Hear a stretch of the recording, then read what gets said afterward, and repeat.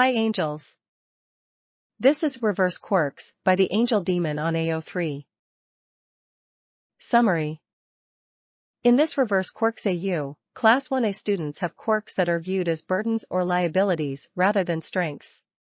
The Righteous Order, an extremist group, targets UA, believing that those with flawed reverse quirks are a threat to society's ideals of strength. The villains launch a devastating attack on the school, forcing the students to defend themselves and prove that their so-called defective quirks are valuable. Izuku, whose quirk allows him to copy and enhance others' abilities but only under intense emotional strain, steps up alongside Bakugou, whose powerful explosions cause him severe migraines. Shinsou, able to control others' minds but at the risk of losing control himself, plays a pivotal role in the battle. Despite their challenges, the students unite to overcome the Righteous Order's overwhelming force. Chapter 1: The World of Reverse Quirks. The world wasn't always like this. There was a time when quirks, these extraordinary abilities that defined humanity's future, were seen as blessings. People dreamed of flying, controlling fire, and moving mountains with a thought. That world, the world of heroes and villains, had promised greatness to anyone gifted with such power. But those dreams came at a cost. For every quirk that granted unimaginable strength, there was another that did nothing but bring pain, suffering, and difficulty. And while powerful heroes were celebrated, there were just as many people whose quirks made everyday life an impossible struggle. That was where Izuku Midoriya found himself, on the wrong side of a gift he never wanted. The morning sun broke through his bedroom window, harsh against his sensitive eyes, as Izuku slowly opened them, the familiar sensation of burning energy rippling under his skin. It had been there ever since his quirk manifested at age 10, an ever-present reminder that some powers weren't meant for fighting villains, saving the day, or standing tall. They were only good at breaking you down. He clenched his fists under the blanket, trying to stop the constant hum of energy that felt like static electricity ready to explode out of him. His body trembled, muscles aching from a night of restless sleep. It wasn't just physical pain. The emotional weight that came with knowing his quirk was more of a curse was equally exhausting. The first time his quirk had appeared, he'd thought it was a dream come true. He had been standing in his school's courtyard, excitedly telling his friends about the latest hero battle he'd seen on the news, when suddenly, his body seized up. It felt like a shockwave ripped through him, every muscle tensing as if he were being electrocuted from within. His vision blurred, and he collapsed, crying out in pain. His classmates had stared at him, unsure of what was happening.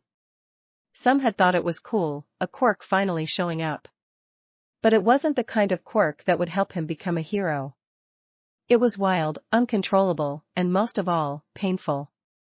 As the weeks passed, he realized that the energy that pulsed through him wasn't something he could use. It was just there, trapped beneath his skin, never releasing, but always burning, leaving him in agony. His doctors couldn't figure it out. They had never seen a quirk manifest quite like his. They prescribed painkillers, told him to rest, and suggested therapy. But none of it helped. His body felt like a ticking time bomb, and no one had the answer to stop it. Now, years later, Izuku had learned to manage it, barely. He could push through the pain, though some days were worse than others. He forced his legs to move, groaning as he sat up in bed, and carefully swung his feet to the floor. Another day, he whispered to himself, forcing himself to stand. The world outside seemed indifferent to his suffering. People moved along the streets as they always did, going about their lives, many of them nursing the invisible wounds their own quirks inflicted. A man stumbled past, his skin marred by a brittle quirk that left it cracking and bleeding with every step. A woman crossed the street, her eyes hidden behind thick glasses, the result of a quirk that gave her exceptional sight but left her blind to anything close. Izuku walked slowly, trying to keep his breath steady as he made his way toward UA High School, the only place where students with reverse quirks could hope to find a way forward. It was his first day, and even though his stomach was knotted with anxiety, there was a flicker of hope deep inside him. UA had a reputation for helping people like him, people who wanted to be heroes, despite their weaknesses. Despite the pain. The towering gates of UA stood before him, casting long shadows over the path that led to the school. Izuku paused, taking a deep breath, willing himself to keep moving. This was his chance, a chance to finally control his quirk, to turn what had always been a burden into something that could help others. But the weight of it all felt heavier with each step. Izuku. The voice startled him from his thoughts, and he turned to see a familiar figure approaching. All Might, the symbol of peace himself, walked toward him, his tall frame a shadow of the powerful hero he once was. All Might had taken an interest in Izuku's case after learning about his condition. But even the great All Might couldn't change the nature of Izuku's quirk. Why yes. Good morning, All Might. Izuku greeted, bowing slightly out of habit. All Might smiled warmly, his gaunt face showing lines of wear and fatigue from his years of hero work. Today's the big day, isn't it, young Midoriya? First day at UA. Izuku nodded, swallowing his nervousness. I hope I'm ready. All Might placed a reassuring hand on his shoulder. You're more than ready, my boy. Remember, it's not about how much power you have. It's about what you do with what you're given. You've got a heart that won't quit. That's what makes a hero. Those words gave Izuku some comfort, but they couldn't fully ease the tension gnawing at his chest. He had read all the books, studied all the strategies. But none of that had helped him control the burning energy that tore through his body every day. All Might walked with him through the gates, and together, they made their way to the main building where the Reverse Quirk program was housed. The halls buzzed with the nervous energy of new students, but there was a distinct difference here. Unlike the confident, eager faces of those aiming to be top heroes, the students of the Reverse Quirk program moved more cautiously, each one bearing the weight of a power they couldn't fully control. Izuku's eyes scanned the crowd. Some students had visible signs of their quirks, scars, bandages, or physical deformities. Others, like him, carried their burdens inside, hidden beneath the surface. Class 1A is where you'll be, All Might said, stopping in front of a classroom door. This is the starting point. The place where you'll learn to turn your limitations into strengths. Izuku swallowed hard as All Might opened the door. Inside, the classroom was already filled with students. Some sat quietly, while others fidgeted, visibly uncomfortable. The air was thick with tension, and Izuku felt a pang of nervousness as he stepped inside. His eyes immediately fell on a boy with wild blonde hair, sitting in the back with his arms crossed and an intense scowl on his face. Izuku knew who he was, Katsuki Bakugou. They had grown up together, but Bakugou had always been a step ahead, stronger, more confident. That is, until his own quirk began to betray him. Bakugou's explosive quirk had come at a price. The constant use of his power had left him with severe migraines and damaged hearing, but his pride wouldn't let him admit it. He still acted like he was on top, like nothing could touch him, but Izuku could see the strain in his clenched jaw and the way his hands twitched every so often.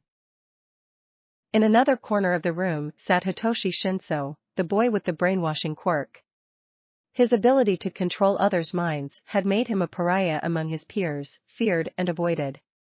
But what people didn't see was the toll his power took on him, the mental strain it caused, leaving him exhausted and distant. Izuku hesitated, unsure where to sit, but a gentle push from All Might nudged him forward. He found an empty seat near the middle of the room, trying to ignore the way his body ached as he sat down. The teacher, a tall man with disheveled hair and tired eyes, stood at the front of the room. This was Shota Aizawa, known as Eraserhead, a pro-hero who had taken on the task of training students like them.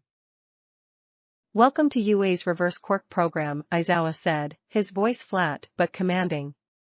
You're here because your quirks are a challenge. They're not easy to control, and they come with risks. But that doesn't mean you can't become heroes. Izuku straightened in his seat, feeling the weight of Aizawa's words settle over him. He glanced around at his classmates, each one of them dealing with their own struggles, their own pain. Aizawa's gaze swept over the room, lingering on each student before he continued. This isn't going to be easy. You'll be pushed harder than most. But if you want to stand on the same ground as other heroes, you'll have to work twice as hard. The challenge was clear, but so was the opportunity. Izuku's heart raced as he realized that this was it, the place where he would finally begin his journey.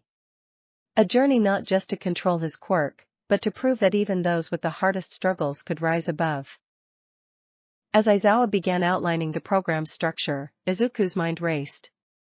The pain in his body was still there, but so was the determination that had gotten him this far. This was the start of something new.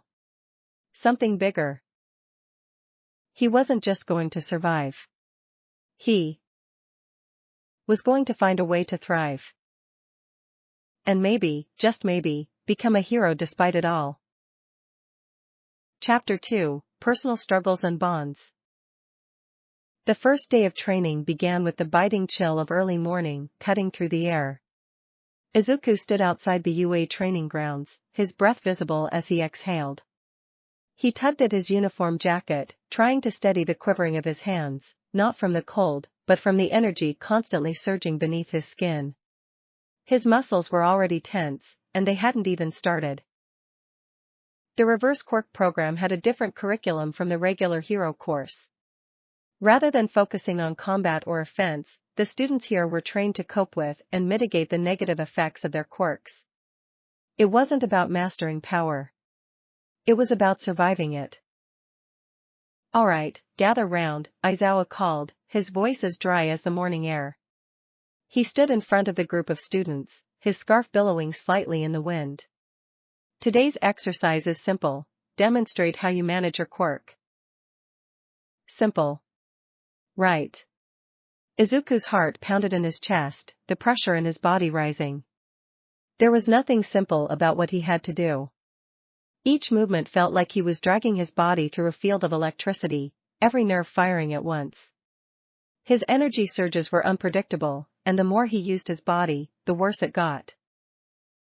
The students gathered in a circle around the training field, their faces a mix of anxiety and determination.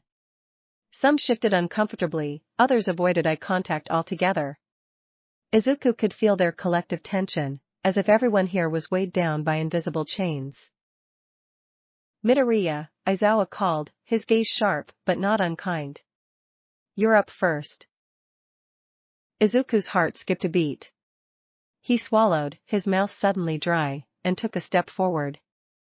The ground felt unstable beneath his feet, the energy inside him swirling like a storm.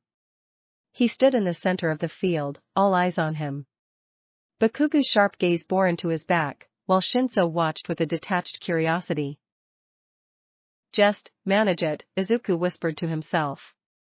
His hands trembled at his sides, and he clenched them into fists, trying to will his body to calm down. He closed his eyes, focusing inward, the way he had practiced so many times before. He could feel the energy building, pulsing under his skin like an overcharged battery. Slowly, he raised his arm, intending to release just a small burst of energy, enough to show control, but not enough to hurt himself.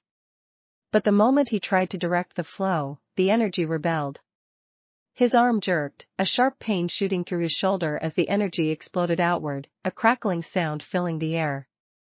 His knees buckled, and he collapsed to the ground, panting, his vision blurry. Aizawa didn't react, his face unreadable. The other students murmured among themselves, some with pity, others with uncertainty. Midoriya, Aizawa said, stepping forward. You need to stop fighting against it. You're trying to control too much at once. Izuku grimaced, pushing himself up on shaky legs. His body ached, but Aizawa's words cut deeper than any physical pain. He had studied, practiced, tried to manage it. But it wasn't enough. I'll try again, Izuku muttered, more to himself than to Aizawa. No need, Aizawa said, his voice calm but firm.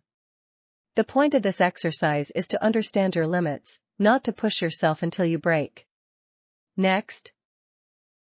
Izuku's face burned with humiliation as he shuffled back to the circle, his legs barely able to carry him. The energy inside him had quieted, but only because his body was too exhausted to let it flare up again. Bakugou was next. He strode forward, hands stuffed in his pockets, his scowl firmly in place.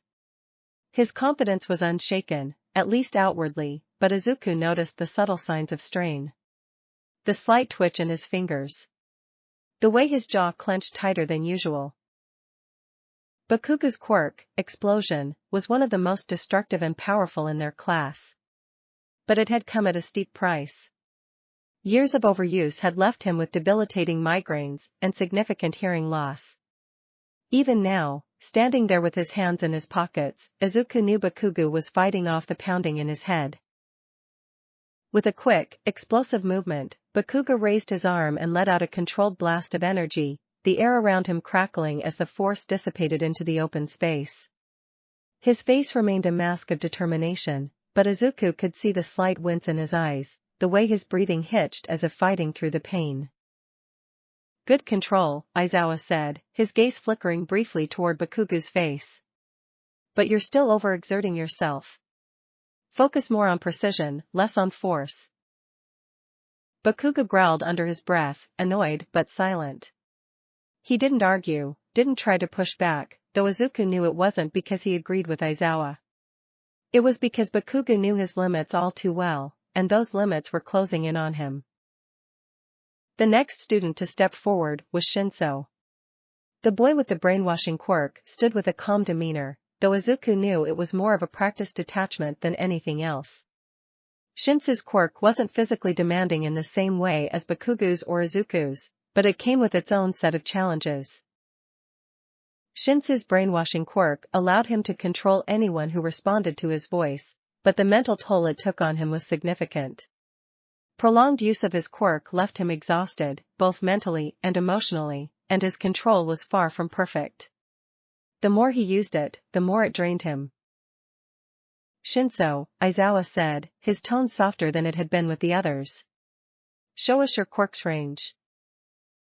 Shinsou nodded, his expression impassive, and turned to one of the other students standing nearby. Speak, he said, his voice low but commanding. The student, a girl with pale blue hair and a nervous expression, opened her mouth as if to respond but then immediately froze. Her eyes glazed over, and her body went limp, standing still as if she were a puppet with its strings cut. Shinsou winced, his jaw tightening as he focused on maintaining control. His hands trembled slightly, and Izuku could see the strain in his posture. After a few seconds, Shinsou released the girl from his control, and she blinked, disoriented but unharmed. Well done, Aizawa said, nodding slightly. But you're still pushing yourself too hard. Your control is improving, but you need to pace yourself. Shinsou didn't respond, but the tension in his shoulders eased slightly as he stepped back into the circle. His face remained unreadable, but Izuku could tell that he was just as frustrated as the rest of them. Managing their quirks wasn't about mastery, it was about survival. As the morning dragged on, the students continued to demonstrate their abilities, each one struggling with the limitations their quirks imposed on them. Izuku watched in silence, his body still aching from his earlier attempt. His mind raced with thoughts of how he could improve, how he could learn to control the energy without letting it overwhelm him. But as the day wore on, one thing became increasingly clear: none of them had it easy. Every student in Class 1A was battling their own internal war, their quirks more of a hindrance than a help. By the time lunch rolled around, Izuku was utterly exhausted. His legs felt like lead, and his head throbbed with a dull ache. He found a quiet corner of the cafeteria to sit in, picking at his food with little interest. The pain in his body had subsided slightly, but the emotional weight of the morning's failure still clung to him. A shadow fell across the table, and Izuku looked up to see Shinsou standing there, holding a tray of food. Mind if I sit? He asked, his voice flat but not unfriendly. Izuku shook his head, grateful for the company, even if Shinsou wasn't the most talkative person. The boy sat down across from him, quietly eating his meal without saying much. For a few minutes, the two of them sat in companionable silence, the noise of the cafeteria fading into the background. "You did pretty well today," Izuku said finally, trying to break the silence. "Your control is getting better." Shinsou shrugged, not looking up from his tray. "It's not enough. My quirk still messes with my head. The longer I use it, the more it drains me. I can't afford to keep pushing like this." Izuku nodded, understanding all too well. "I know how you feel. It's hard when your quirk works against you more than it helps." Shinsou glanced up, his expression unreadable. "Yeah, well, that's why we're here, right? To figure out how to make it work." There was a pause, and then Shinsou spoke again, his voice quieter this time. "You should take your own advice, though. I saw what happened out there. You're trying too hard to control everything at once." Izuku blinked, taken aback by the observation. I guess you're right. It's just hard, you know? I don't want to let anyone down." Shinsou smirked, though there was no malice in it. "You're not letting anyone down. You're doing what you can. That's all any of us can do." Izuku smiled, feeling a small spark of hope rekindling inside him. Shinsou was right. None of them had it easy, but they were in this together, and that was something. As the lunch bell rang and the students began to file out of the cafeteria, Izuku felt a new sense of resolve settle over him. His quirk might have been a curse, but he wasn't going to let it define him. Not here. Not now. Together, they would figure out a way forward. Chapter 3, Deeper Struggles and Small Victories. The halls of UA felt different after that first day. The tension among the students was palpable, especially in Class 1A, where every student was struggling with their reverse quirks. Izuku could feel the weight of it in every interaction, every sidelong glance in the classroom. It wasn't just about learning to be a hero anymore, it was about survival. After that disastrous first exercise, Izuku had been determined to make progress. He knew that controlling his quirk would take time, but time wasn't something they had an abundance of. The pressure to perform, to live up to the expectations placed on him, gnawed at his mind constantly. His body, always on the edge of collapse, reminded him of his limits every time he moved. He sat alone in one of the small training rooms later that evening, breathing heavily, sweat dripping down his face. The room was quiet, the air thick with the tension of his repeated failures. Come on," he muttered to himself, wiping his face with the back of his hand. He could feel the familiar surge of energy building under his skin, a pulsing hum that never really went away. The goal was to release just a small burst, something controlled, manageable. His hands shook as he raised them in front of him. Concentrate. Just let a little out. But as soon as he tried to focus the energy, it rebelled. His arms jerked violently, a sharp crackling sound filling the air as the energy exploded outward. The backlash hit him like a physical blow, sending him crashing to his knees, gasping for breath. Not again, he groaned, clutching his chest as the energy dissipated. The pain was familiar now, a constant companion that had grown from a dull ache to sharp, debilitating waves of exhaustion. He couldn't keep going like this. The door to the training room slid open quietly, and Izuku didn't bother looking up. He knew who it was even before he heard the voice. Pushing yourself too hard again, huh? Shinsou stood in the doorway, his arms crossed casually over his chest, though his sharp gaze betrayed his concern. Izuku managed a weak smile as he slowly pushed himself to his feet. I've got to figure this out, Izuku said, his voice strained but determined. If I can't control it, I'll never be able to use it. Shinsou stepped inside, leaning against the wall, his expression thoughtful. You're trying to do too much at once. It's like Aizawa said, you can't control everything all at once. Break it down. Focus on smaller things. Izuku knew Shinsou was right, but knowing and doing were two very different things. Every time he tried to release his energy in small amounts, it felt like his body was fighting against him. He had always believed that determination could carry him through anything, but his quirk didn't seem to care about how hard he tried. I don't know what else to do, Izuku admitted, feeling a rare moment of vulnerability creeping in. I've been studying, analyzing, trying different approaches, but nothing's working. Shinsou watched him quietly for a moment before speaking. You're overthinking it. You've got that whole analysis thing going on, and that's great for a lot of situations. But when it comes to controlling something like this, sometimes you just have to feel it out. Trust your instincts. Izuku blinked, taken aback by the simplicity of Shinsou's advice. Trust his instincts? That wasn't exactly his strong suit. He was used to planning, strategizing, and preparing for every possible scenario. But maybe that was the problem. I'll try, Izuku said softly, his resolve hardening again. Shinsou gave a small nod, pushing off the wall. You'll figure it out. And when you do, I'll be around to remind you that I called it. Izuku couldn't help but laugh at that. It was a small, brief laugh, but it was something. Shinsou had a way of grounding him, cutting through the noise in his head with a calm, practical approach. Thanks, Shinsou. Don't mention it. Just, don't overdo it again, alright? As Shinsou left the room, Izuku felt a little more focused. Maybe trusting his instincts wouldn't be so bad after all. He just needed to stop forcing it. The next morning, the classroom was unusually quiet. Aizawa stood at the front, his arms crossed as he scanned the room, his tired eyes taking in each student. Today, we'll be conducting sparring sessions, Aizawa announced, his tone as flat and unyielding as ever.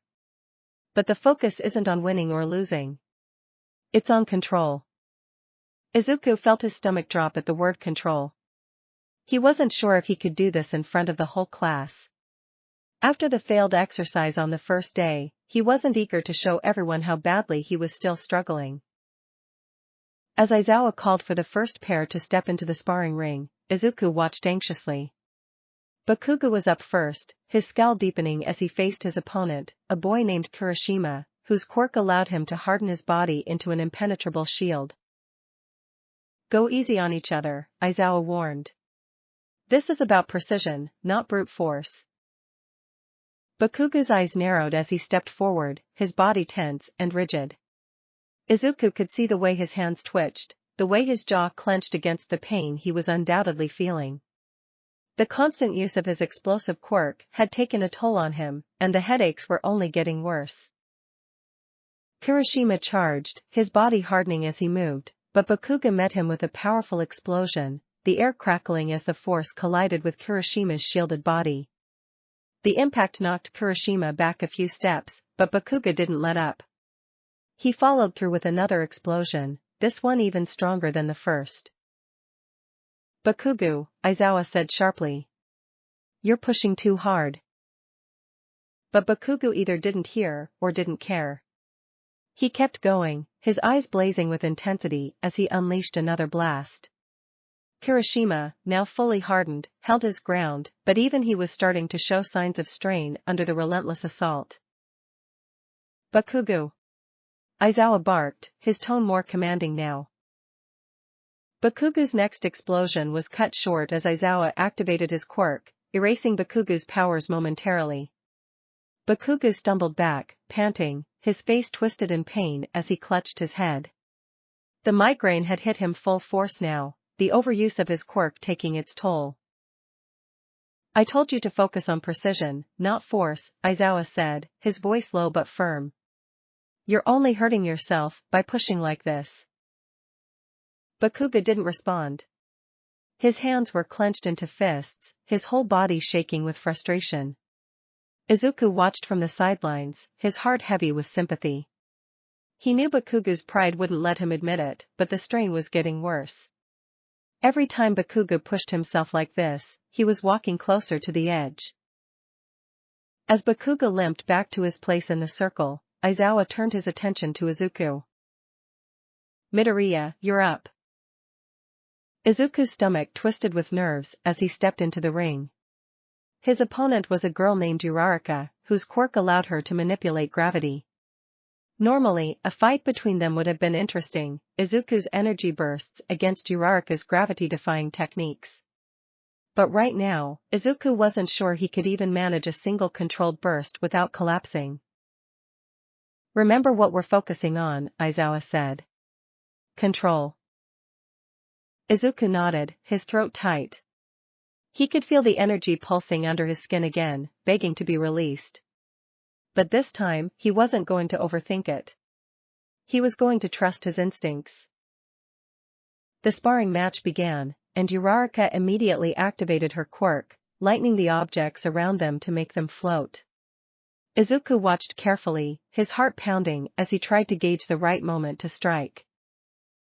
Trust your instincts. Don't force it. Uraraka moved in, quick and light on her feet. She reached for him, aiming to touch his arm and send him floating into the air, but Izuku dodged, barely avoiding her grasp.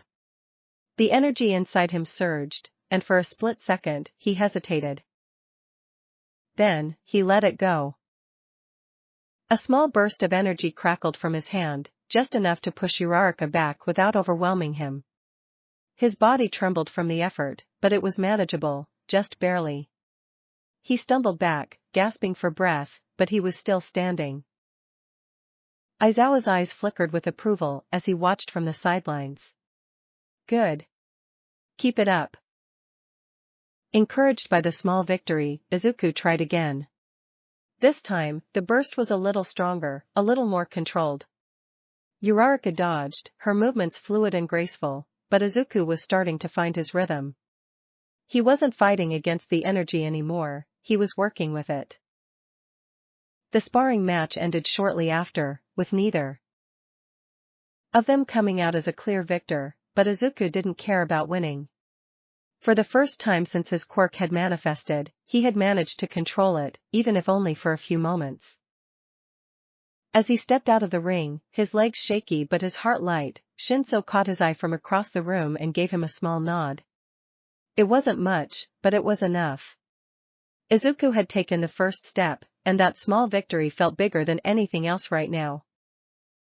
Bakugou, on the other hand, sat in stony silence, his fists clenched tightly in his lap. Izuku could see the storm brewing behind his eyes, the frustration that came from pushing too hard and not getting the results he wanted. The class ended shortly after, and as everyone filed out of the training room, Izuku lingered behind, still catching his breath. His body ached, but it was a good kind of ache, the kind that came from progress. Midoriya, Aizawa's voice came from behind him. Izuku turned, standing a little straighter as Aizawa approached. You did well today, Aizawa said, his tone neutral, but not unkind. But don't get complacent. You're starting to get the hang of it, but you've got a long way to go.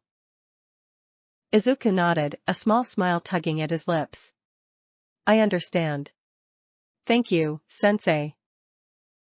Aizawa didn't respond, but there was a brief flicker of approval in his eyes, before he turned and walked away.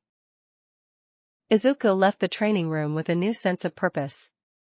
The road ahead was still long and filled with challenges, but for the first time, he felt like he could handle it. One small victory at a time. Chapter 4, A Rising Threat. The atmosphere in Class 1A had changed. The air was heavy with a quiet but undeniable tension that buzzed just beneath the surface. After the first few weeks of training, everyone had begun to realize that managing their reverse quirks wasn't just about honing their skills, it was about survival. Izuku could feel it every time he stepped into the classroom, every time he trained with his classmates. The pressure to master his energy surges had never been more real, and it wasn't just for personal pride anymore. Something darker was looming on the horizon. All right, settle down, Aizawa's voice broke through the chatter as he stepped into the classroom, his usual tired expression in place. But there was something different about the way he carried himself today. His eyes were sharper, more focused. The students fell into a tense silence, sensing the shift in their teacher's demeanor. Izuku exchanged a quick glance with Shinsou, who sat a few seats away, his brow furrowed as if he, too, could feel something was off. Aizawa stood in front of the room, his hands stuffed into the pockets of his hero costume. His gaze swept across the room, taking in each student before he spoke.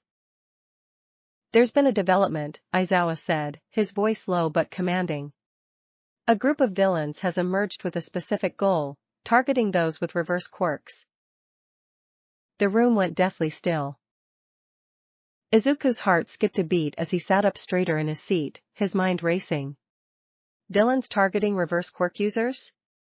Why? What could they possibly gain from going after people like them, people who struggled just to control their powers? Aizawa continued, his tone steady but serious. "This group, known as the Righteous Order, believes that reverse quirks are a sign of weakness, a flaw in the natural order of quirks. They see us, people with these kinds of quirks, as failures and have decided to take matters into their own hands." Izuku's stomach twisted at the word failures. The Righteous Order? How could anyone think that people with reverse quirks didn't deserve to live in peace? A wave of unease rippled through the room, and several students exchanged nervous glances. Aizawa's eyes darkened as he went on. They'd been responsible for several attacks in the last few weeks, specifically targeting individuals with reverse quirks. Some of the victims have been seriously injured, and others, his voice trailed off, leaving the implication hanging in the air. The weight of his words settled over the class like a dark cloud. Izuku's hands tightened into fists, a surge of energy building inside him as his emotions churned. They weren't just training to control their quirks anymore, they were training to defend themselves against a real threat. "The school is taking additional security measures," Aizawa continued. "You'll see more heroes patrolling the grounds, and there will be changes to your training. From now on, we'll be focusing on defensive strategies and team coordination. You're all at risk, and we need to be prepared." Izuku felt his heart hammering in his chest. This was serious. The Righteous Order wasn't just some random group of thugs. They were organized, dangerous, and targeting people like him. His thoughts raced, a mixture of fear and determination, battling for dominance. "Sensei," Shinsou's voice cut through the silence. He leaned forward in his seat, his sharp eyes locked onto Aizawa. "Do we know how they're finding their targets?" Aizawa shook his head, his expression grim. "Not yet. But we're investigating. We have reason to believe that they may have access to databases that list quirk registries. It's possible they're using that information to track down individuals with reverse quirks." The tension in the room ratcheted up another notch. A registry? That meant they were all on a list somewhere, accessible to these villains.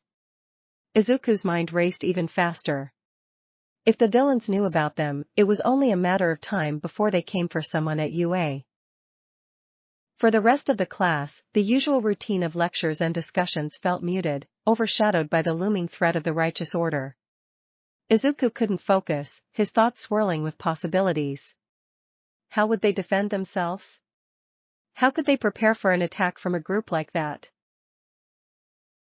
Later, during lunch, Izuku found himself sitting with Shinsou and Uraraka, their trays of food mostly untouched as they talked in low voices. "So these villains, they're just targeting us because of our quirks?"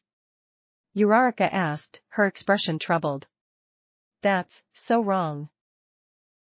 "Yeah," Shinsou said, his tone dark. "But it's not surprising.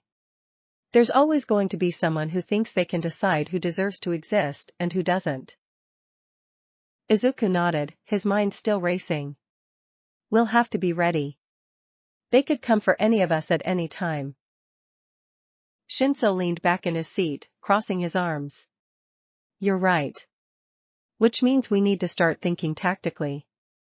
Aizawa's going to help with defensive strategies, but we should start planning for worst-case scenarios." Uraraka frowned, her gaze flickering between them. "What do you mean?" Shinsou glanced at her, his expression serious. I mean, we need to figure out how to fight back if we're attacked. Individually, our quirks have limitations, but if we work together, we might stand a better chance. Izuku's eyes widened. Shinsou was right. Individually, their quirks had severe drawbacks. His energy bursts were unpredictable and dangerous, Bakugou's explosions came with the price of debilitating pain, and Shinsou's brainwashing could only work if someone responded to him. But if they combined their strengths, if they worked as a team, they could cover each other's weaknesses. You're right, Izuku said, nodding. We should start planning now, even before Aizawa starts the team training. Shinsou gave a small nod of approval, his sharp eyes glinting with determination. Exactly.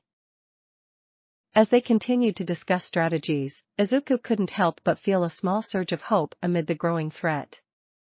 Yes, the righteous order was dangerous, but they weren't helpless. They had each other, and together, they might just stand a chance. That afternoon, as promised, Aizawa began their new training program with a focus on defense and coordination. They were split into small groups, with Izuku, Bakugou, and Shinsou assigned to work together. Your task is to defend a designated area from an incoming attack, Aizawa explained, his tone as serious as ever. You'll be under simulated pressure, so I expect you to think critically and work as a team. Rely on each other's strengths. Izuku glanced at Bakugou, who was standing a few feet away, arms crossed and eyes narrowed in frustration. Bakugou's pride was a constant barrier, and while he was undoubtedly powerful, the strain of his headaches was starting to show. You better not hold me back, Deku, Bakugou muttered as he stepped forward, his voice low and threatening. I'm not planning to, Izuku replied, trying to keep his voice steady. He knew Bakugou was angry at his own limitations, angry at the situation, but there was no room for personal grudges right now. They had to focus. Shinsou, who had been quietly observing, spoke up. Bakugou, you take the offensive. I'll work on neutralizing anyone who gets too close. Midoriya, you support with your energy bursts, focus on control and timing. Bakugou scoffed, but he didn't argue. He knew Shinsou's plan made sense, even if he hated being told what to do. The simulation began with a sudden surge of attackers, robotic drones, designed to mimic villain tactics. Bakugou immediately launched into action, his explosions filling the air with heat and sound. The drones were fast, but Bakugou's precise strikes took down several of them in seconds. Shinsou hung back, his sharp eyes scanning the battlefield. When one of the drones got too close, he spoke, his voice calm but commanding. Stop. The drone froze in place, its systems overridden by Shinsou's quirk. He gritted his teeth, focusing hard to maintain control without exhausting himself too quickly. Izuku moved in tandem with them, releasing controlled bursts of energy to knock the remaining drones off balance. He felt the familiar pain flare up in his muscles, but he pushed through it, trying to keep his movements precise and calculated. It wasn't perfect, far from it. Bakugou's attacks were still too forceful, draining his energy faster than he could afford. Shinsou's mental strain was beginning to show, and Izuku's body was starting to rebel against the repeated use of his quirk. But they were working together, and that was progress. By the end of the simulation, they had successfully defended their designated area, though all three of them were exhausted. Aizawa stepped forward, his expression unreadable. Not bad, he said, nodding slightly. You're starting to work together. But you need to refine your tactics. Bakugou, you're still pushing too hard. Midoriya, keep focusing on precision. Shinsou, work on conserving your energy. The trio nodded, too tired to respond verbally. As they made their way back to the locker room, Izuku couldn't help but feel a small sense of accomplishment. They weren't perfect, but they were getting there. We're going to have to get a lot better, Bakugou muttered under his breath, still clearly frustrated with himself. If those villains come for us, we'll need more than just this. Izuku nodded in agreement. The threat of the righteous order was real, and they couldn't afford to be complacent. But they weren't alone. And together, they might just be able to stand against whatever came next. Chapter 5, Uniting Against a Common Enemy. The training ground was quiet in the early hours of the morning, the sun barely peeking over the horizon as Izuku, Bakugou, and Shinsou gathered for another session. The looming threat of the righteous order had cast a shadow over everything. The knowledge that they were being hunted, that people with reverse quirks were seen as weak links, had given a new sense of urgency to their training.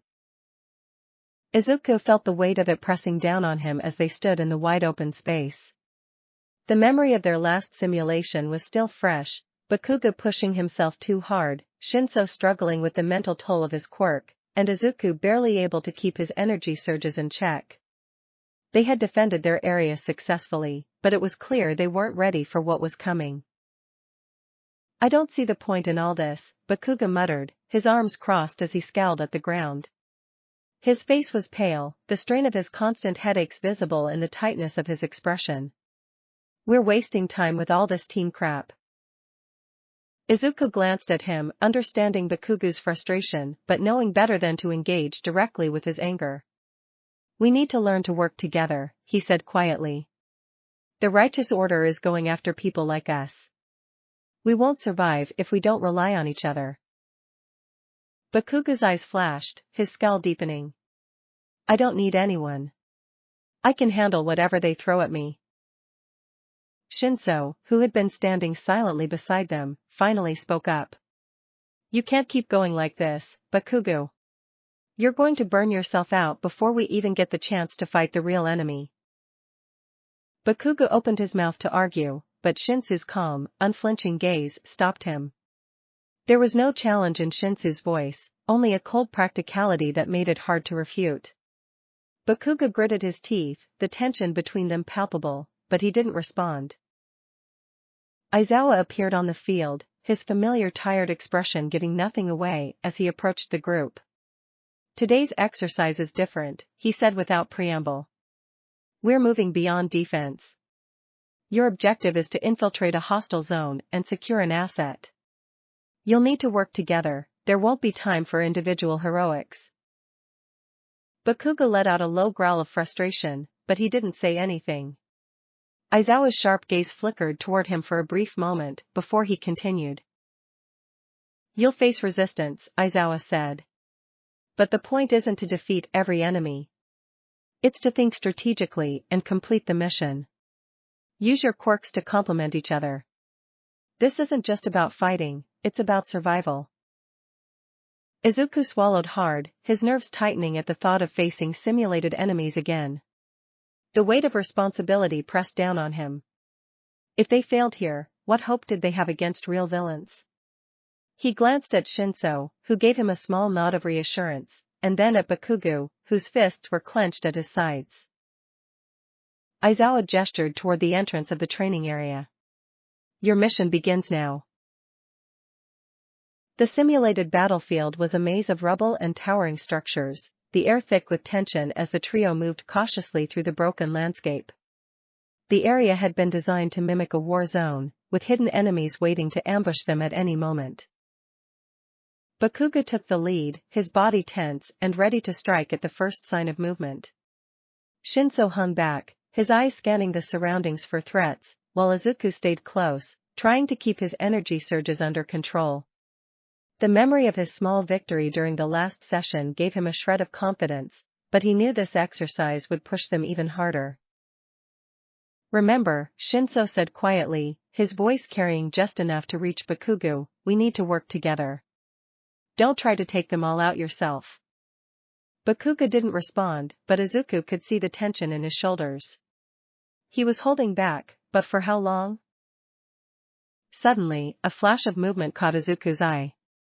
"There," he shouted, pointing toward the edge of a crumbling building where several robotic drones were emerging, their weapons trained on the trio. Bakugou reacted first, launching forward with an explosion that shattered the ground beneath him, propelling him into the air. His hands crackled with energy as he released another blast, taking out 2 of the drones in a single strike. But as the smoke cleared, more drones appeared, advancing from different angles. "Bakugou, fall back!" Shinsou called out, his voice sharp. "There are too many." Bakugou ignored him, his expression fierce as he unleashed another explosion.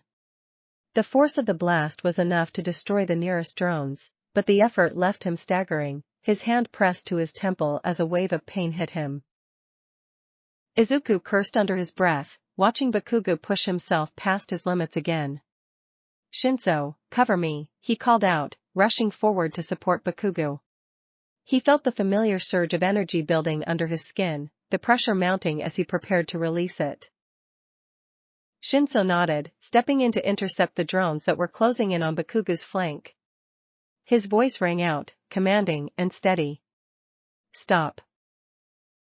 One of the drones froze in place, its systems momentarily overridden by Shinsou's quirk. But Izuku knew Shinsou couldn't hold control for long. The mental strain was already starting to show on his face, beads of sweat forming on his brow as he maintained his focus. Izuku reached Bakugou just as another wave of drones advanced, their weapons charging. Without thinking, he released a controlled burst of energy, a small explosion that knocked the drones off course. The force of it was enough to buy them a few seconds, but Izuku felt the familiar jolt of pain radiating through his arms. "Damn it, Deku," Bakugou muttered, his voice tight with frustration. "I had it." "You were about to collapse," Izuku shot back, his breath coming in shallow gasps. "We need to stick to the plan." Bakugou gritted his teeth, but he didn't argue this time. He could barely stand, the migraine pounding behind his eyes making it difficult to focus. Shinsou moved closer, his breathing labored as he released his control over the frozen drone. "We're not going to make it if we keep fighting like this," he said, his voice strained. "We need to think smarter." Izuku nodded, his mind racing as he tried to come up with a plan. They couldn't just keep attacking blindly, there were too many enemies, and Bakugou was already on the verge of collapse. They needed to outthink their opponents. "We lure them into a bottleneck," Izuku said, glancing around the battlefield. "If we can get them all into one spot, we can hit them with a focused attack." Shinsou's eyes narrowed in thought. "That could work. If I can get one of the drones under control again, I might be able to use it to direct the others into a trap." Bakugou let out a low growl of frustration, but nodded.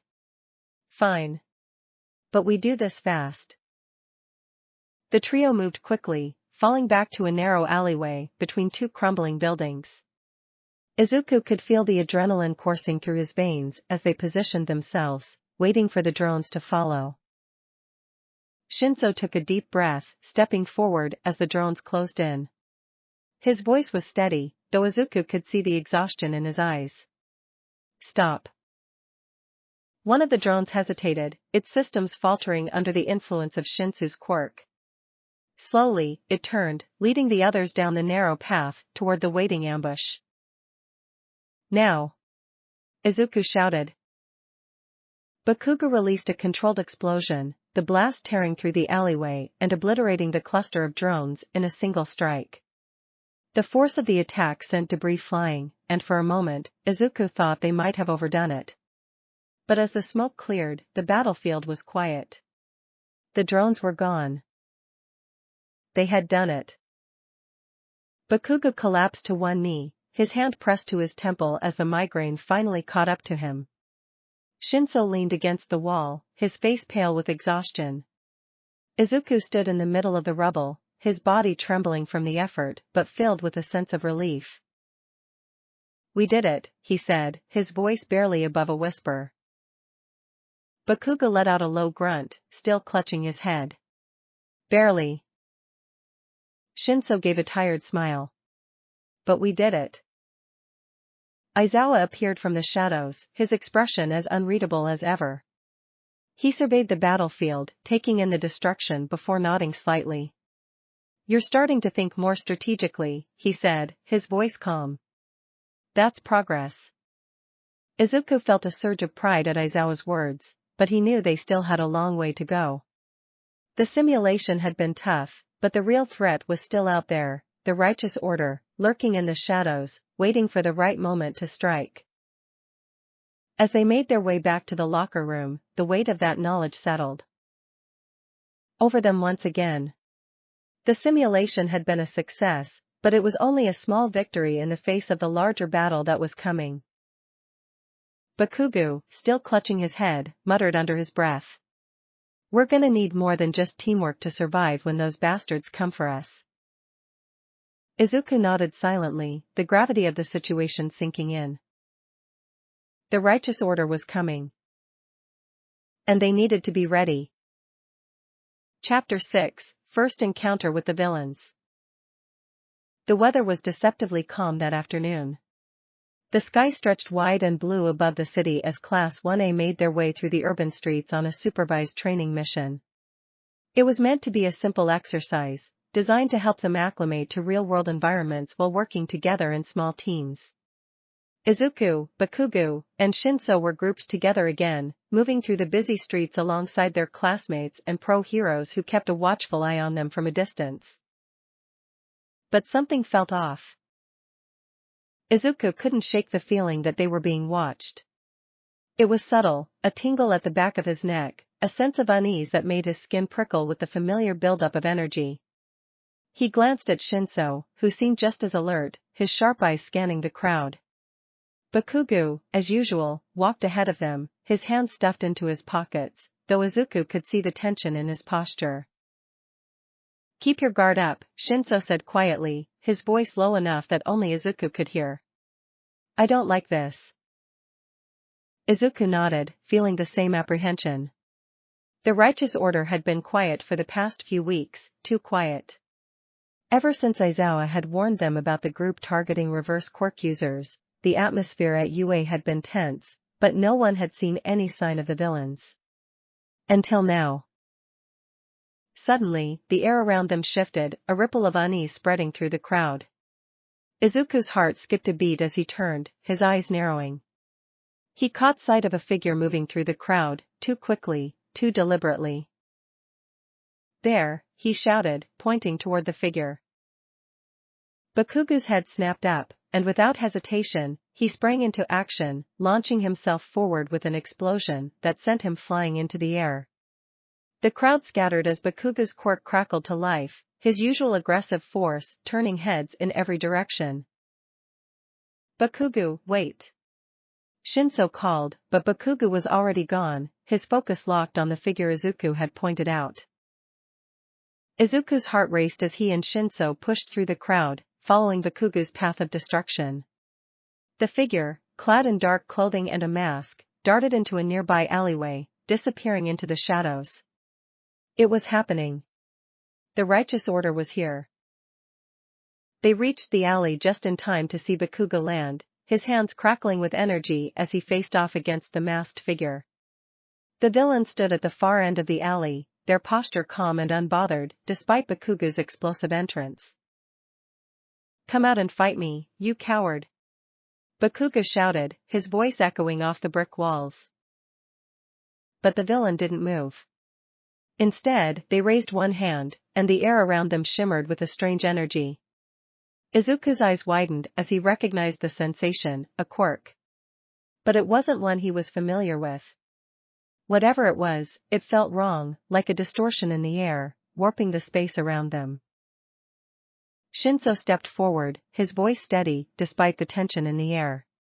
"Stop," he said, his quirk activating as he attempted to take control of the villain's mind.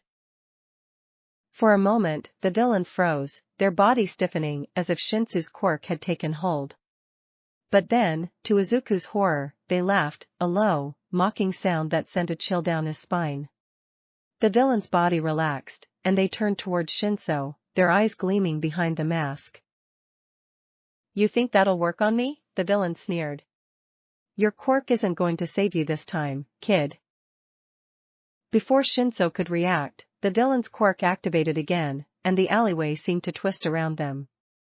The walls bent, the ground shifted, and suddenly Izuku felt as though he were standing on unstable ground, his sense of direction completely thrown off. He stumbled, the world spinning around him. Damn it, Shinsou muttered, struggling to stay on his feet as the environment warped around them. Bakugou snarled, his hands lighting up with energy as he prepared to strike. I don't care what tricks you've got. I'm gonna blow you to pieces. No. Izuku shouted, but it was too late. Bakugou launched himself forward, releasing a massive explosion that shook the alley. The force of the blast sent debris flying, and the distortion in the air rippled violently, but the villain moved too quickly. They darted to the side, avoiding the brunt of Bakugou's attack and disappearing into the swirling shadows. Izuku felt the energy inside him surge, reacting to the chaos around him. He clenched his fists, trying to control it, but the pressure was building too quickly. His body trembled as he fought to maintain control, his vision blurring as the world continued to twist around them. Deku, focus! Bakugou shouted, but his voice sounded distant, distorted by the villain's quirk. Izuku gritted his teeth, trying to anchor himself in the moment. He had to focus. He couldn't afford to lose control now, not with Shinsou and Bakugou relying on him. He took a deep breath, centering himself as best he could, and released a small, controlled burst of energy. The shockwave rippled through the alley, disrupting the villain's quirk for just a moment. It was enough. The distortion in the air faded, and the alleyway snapped back into focus. Shinsou staggered but managed to stay on his feet, his sharp eyes immediately locking onto the villain's new position. There! Shinsou shouted, pointing to where the villain had reappeared at the far end of the alley. Bakugou didn't hesitate. With a roar, he launched himself forward, his hands crackling with energy as he aimed another explosion at the villain. But this time, the villain didn't dodge. Instead, they raised both hands, their quirk flaring to life as they absorbed the brunt of Bakugou's attack, twisting the energy around them like a shield. Bakugou skidded to a stop, his eyes wide with shock. What the? The villain's mocking laughter filled the alley again. Did you really think it'd be that easy? You're all just weaklings, burdened by your own quirks. Izuku's heart pounded in his chest as the villain's words sank in. This was what they had feared, the righteous order wasn't just targeting them because of their reverse quirks. They saw them as weak, as failures. And they were here to prove it. We're not weak, Izuku said, his voice steady as he stepped forward. The energy inside him was still buzzing, still threatening to overwhelm him, but he kept it under control. He couldn't afford to lose focus now. We're going to stop you. The villain's eyes gleamed behind the mask. Is that so? Then show me what you've got. Without warning, the villain launched a counterattack, their quirk distorting the air around them once again. But this time Izuku was ready. He raised his hand, releasing a controlled burst of energy that met the distortion head-on, disrupting the attack before it could reach them. Shinsou moved quickly, stepping in behind Izuku. His voice rang out, calm and commanding. Tell me who sent you. For a moment, the villain's body stiffened, their eyes glazing over as Shinsou's quirk took hold. But it was clear the villain was fighting against it, their quirk flaring wildly as they struggled to resist. I won't talk, the villain growled, their voice strained. Bakugou, still reeling from his failed attack, snarled. Then I'll make you. Before he could charge again, a blast of energy shot out from the villain, sending all three of them flying back. Izuku hit the ground hard, the impact knocking the wind out of him. His vision blurred for a moment, but he forced himself to focus. They couldn't lose now. Not here. Damn it, Bakugou muttered, struggling to his feet. His body shook with exhaustion, but he wasn't giving up. The villains seemed to waver, their stance unsteady as they fought against Shinsou's lingering control. For the first time, Izuku saw a crack in their confidence, a sign that they weren't as invincible as they wanted them to believe. Now, Izuku whispered, pushing himself to his feet. We have to finish this now. Shinsou nodded, his eyes narrowing with determination. Let's do it. Bakugou didn't need any more convincing. He charged forward, releasing another explosion, this time aiming directly at the ground to create a shockwave that knocked the villain off balance. As the villain staggered, Shinsou stepped in, his voice cutting through the chaos. Surrender. The command hit the villain like a physical blow, their body freezing in place as Shinsou's quirk finally took full control. The air around them stilled, the distortion fading as the villain's quirk was silenced. Izuku moved quickly, standing beside Shinsou as they approached the now paralyzed villain. His heart was still racing, the energy inside him buzzing with the remnants of the fight, but for the first time, he felt like they had a chance. We did it, Shinsou said, his voice steady but exhausted. Bakugou grunted in response, clearly not satisfied with the way the fight had gone, but too tired to argue. Izuku glanced at the villain, their mask hiding whatever emotions might be crossing their face. Who are you? He asked quietly. Why are you doing this? The villain's eyes flickered with defiance, but they couldn't speak. Shinsou's quirk held them in place, and for now, that was enough. Aizawa appeared at the entrance of the alley, his expression as unreadable as ever.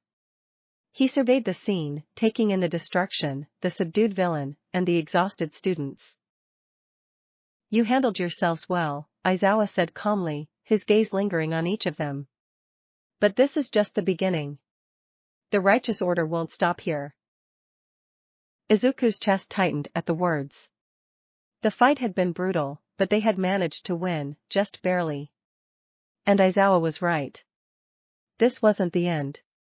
The righteous order was still out there, still hunting them. But as he looked at Shinsou and Bakugou, he felt a surge of hope. They had fought together, survived together. And if they could do that again, maybe they had a chance. We'll be ready, Izuku said quietly, his resolve hardening. Because this was only the beginning. Chapter 7, Recovery and Reflections. The first thing Izuku noticed when he opened his eyes was the soft beeping of the heart monitor next to him. His vision blurred for a moment before slowly coming into focus. He was lying in one of Yue's recovery rooms, the sterile white walls and the faint smell of antiseptic surrounding him. His body felt heavy, a dull ache settling into his muscles. He groaned quietly, trying to sit up, but a wave of exhaustion washed over him, forcing him back down onto the bed. The fight with the righteous order villain had taken more out of him than he realized. The door to the room slid open, and Recovery Girl walked in, her expression calm but stern. You're awake, she said in her usual no-nonsense tone. Good. But you should stay in bed for a little while longer. You're not fully recovered yet. Izuku blinked, trying to piece everything together. The last thing he remembered was subduing the villain with Shinsou and Bakugou, but after that, everything was a blur. Shinsou. Bakugou, are they? They're fine, Recovery Girl interrupted, waving a hand dismissively. Shinsou's already been discharged. Bakugou, on the other hand, is still here. That boy pushes himself far too hard, but you already knew that, didn't you? Izuku let out a sigh of relief, though the mention of Bakugou still being in recovery made his chest tighten. He wasn't surprised, but it didn't make it any easier. Bakugou had always been the type to push himself beyond his limits, even when it meant putting his own health at risk. You'll need to rest for a while, Recovery Girl continued. Your body's been under an enormous amount of stress, and your quirk isn't helping matters. I've told you before, young man, you need to be careful. I know, Izuku said quietly, his voice hoarse. I'm trying. Recovery Girl gave him a sympathetic look. I know you are, dear. But you've got to listen to your body. Otherwise, you'll end up in here more often than not. With that, she turned and left the room, leaving Izuku alone with his thoughts. He lay there in silence, his mind racing as he replayed the events of the fight. The villain's words echoed in his ears, the sneering tone still fresh in his mind. You're all just weaklings, burdened by your own quirks. The righteous order saw them as failures. People like him, Bakugou, Shinsou, they were viewed as defective because their quirks caused more harm than good. And that's why they were being targeted. Izuku's chest tightened at the thought, a surge of frustration welling up inside him. How could anyone think that way? How could they see what people like him went through and still call them weak? But as the anger simmered, he couldn't deny the truth behind it. His quirk had nearly overwhelmed him during the fight. Bakugou had pushed himself to the point of collapse, and Shinsou had barely been able to maintain control.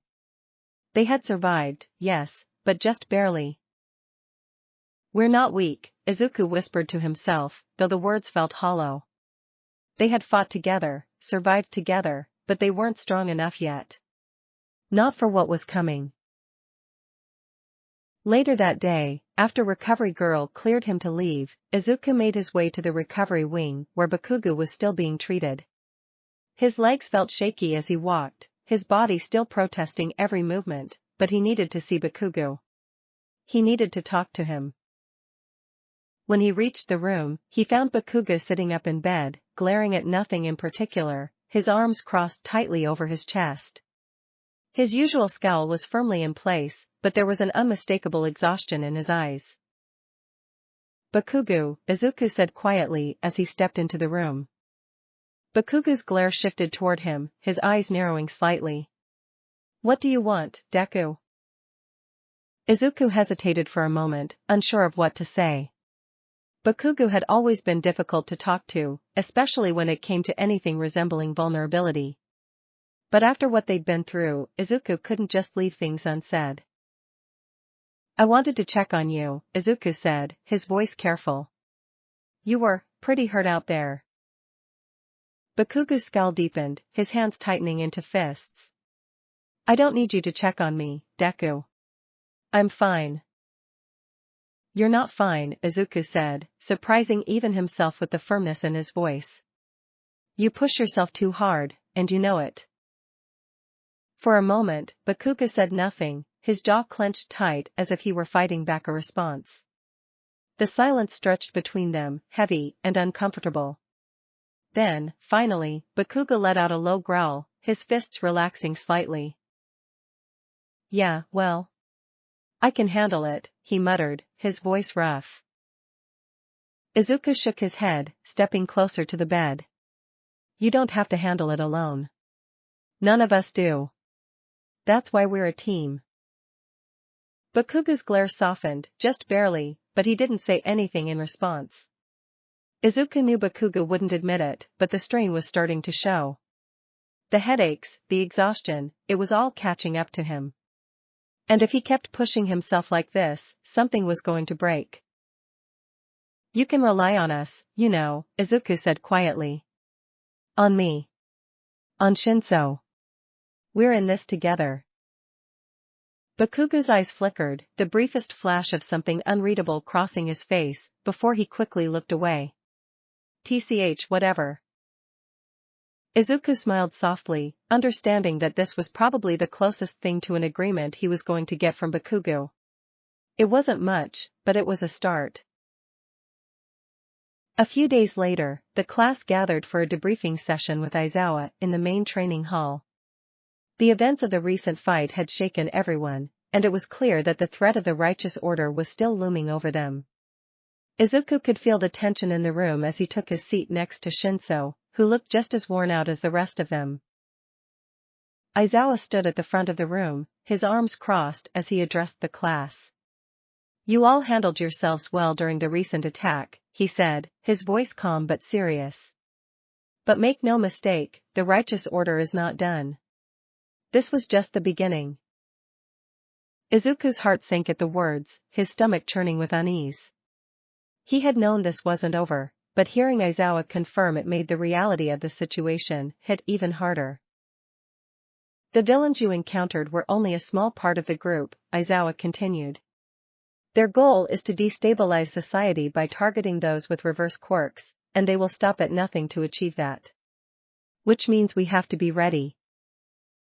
Shinsou leaned forward slightly, his expression thoughtful. Do we have any information on their leadership? Who's behind all of this? Izawa shook his head, his expression grim. Not yet. We've been able to identify some lower-level members, but the leadership remains hidden. They're careful. Whoever's running this operation knows how to stay off the radar. The weight of Izawa's words settled over the class like a heavy fog. Izuku could feel the anxiety building in the room, the uncertainty of what was to come gnawing at everyone. They had barely managed to survive the first encounter. What would happen when the full force of the righteous order came after them? Izawa's gaze swept over the class before he spoke again. We'll be increasing your training from here on out. You've made progress, but it's not enough. Not for what's coming. You'll need to push yourselves harder than ever before. The room was silent, the gravity of the situation sinking in. Izawa continued, his voice steady but unyielding. You've all shown potential, but potential isn't enough to stop a threat like this. You need to be smarter, stronger, and more prepared. This isn't just about survival anymore.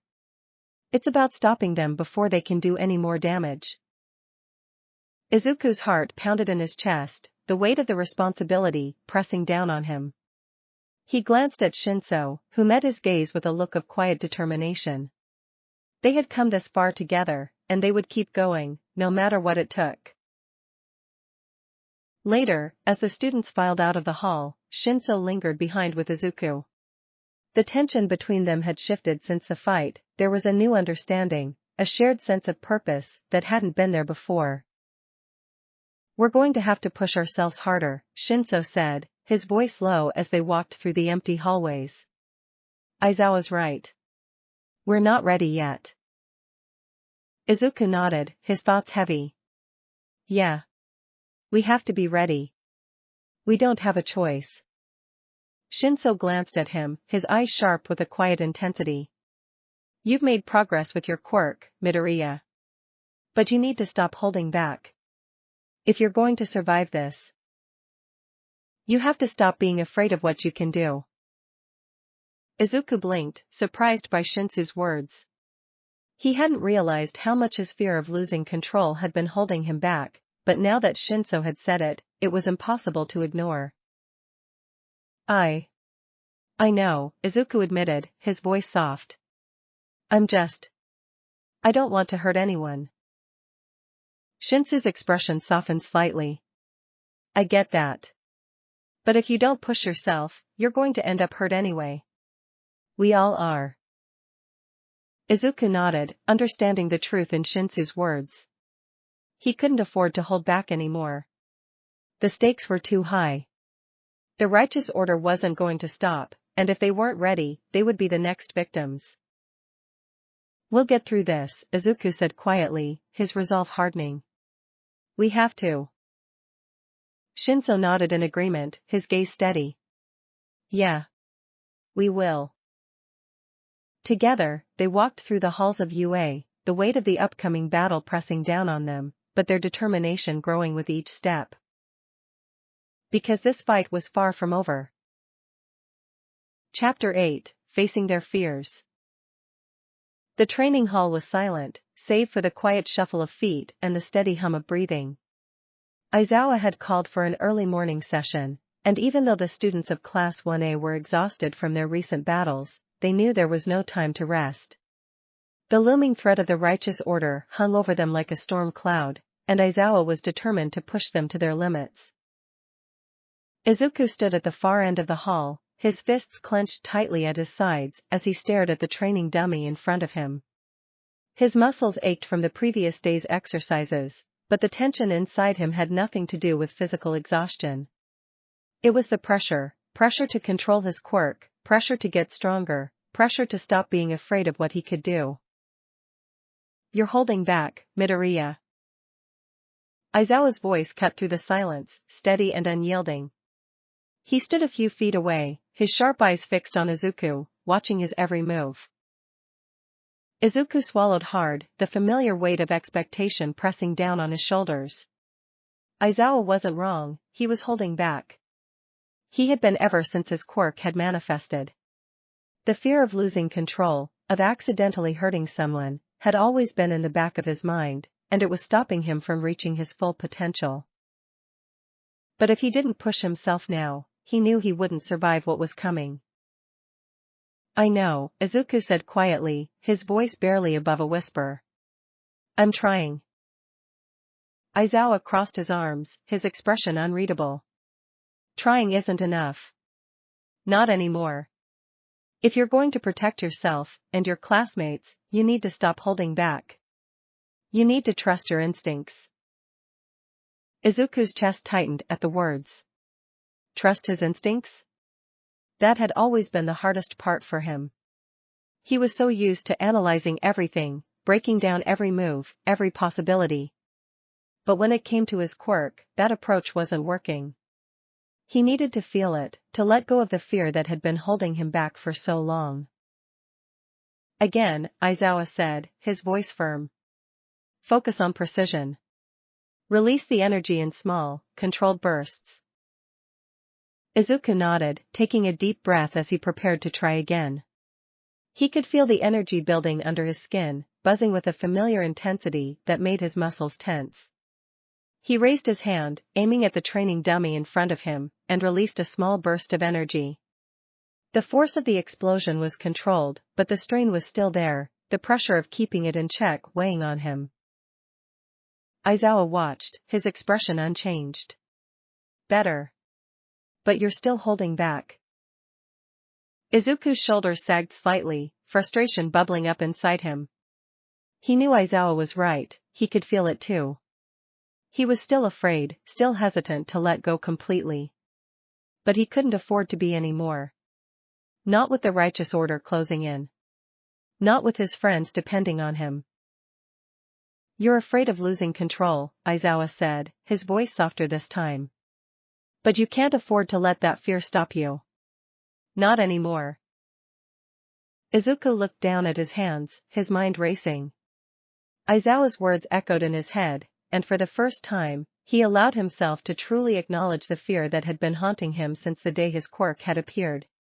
He was afraid. Afraid of what his power could do, afraid of hurting the people he cared about. But if he didn't push past that fear, he knew he would never be able to protect them. Taking a deep breath, Izuku raised his hand again, this time focusing on the feeling of the energy inside him, rather than trying to analyze it. He closed his eyes, letting go of the calculations, the strategies, and just felt the power flowing through him. And then, he released it. The explosion that followed was different from the ones before. It was controlled, yes, but there was a new intensity to it, a raw power that Izuku hadn't allowed himself to tap into before. The force of the blast sent the training dummy flying across the room, crashing into the far wall with a loud thud. Izuku's eyes widened in surprise, his chest heaving with the effort. He had done it. He had let go. Aizawa nodded slightly, his expression unreadable. That's more like it. Izuku felt a surge of pride, but it was quickly tempered by the realization that this was just the beginning. He had a long way to go, and the battles ahead would only get harder.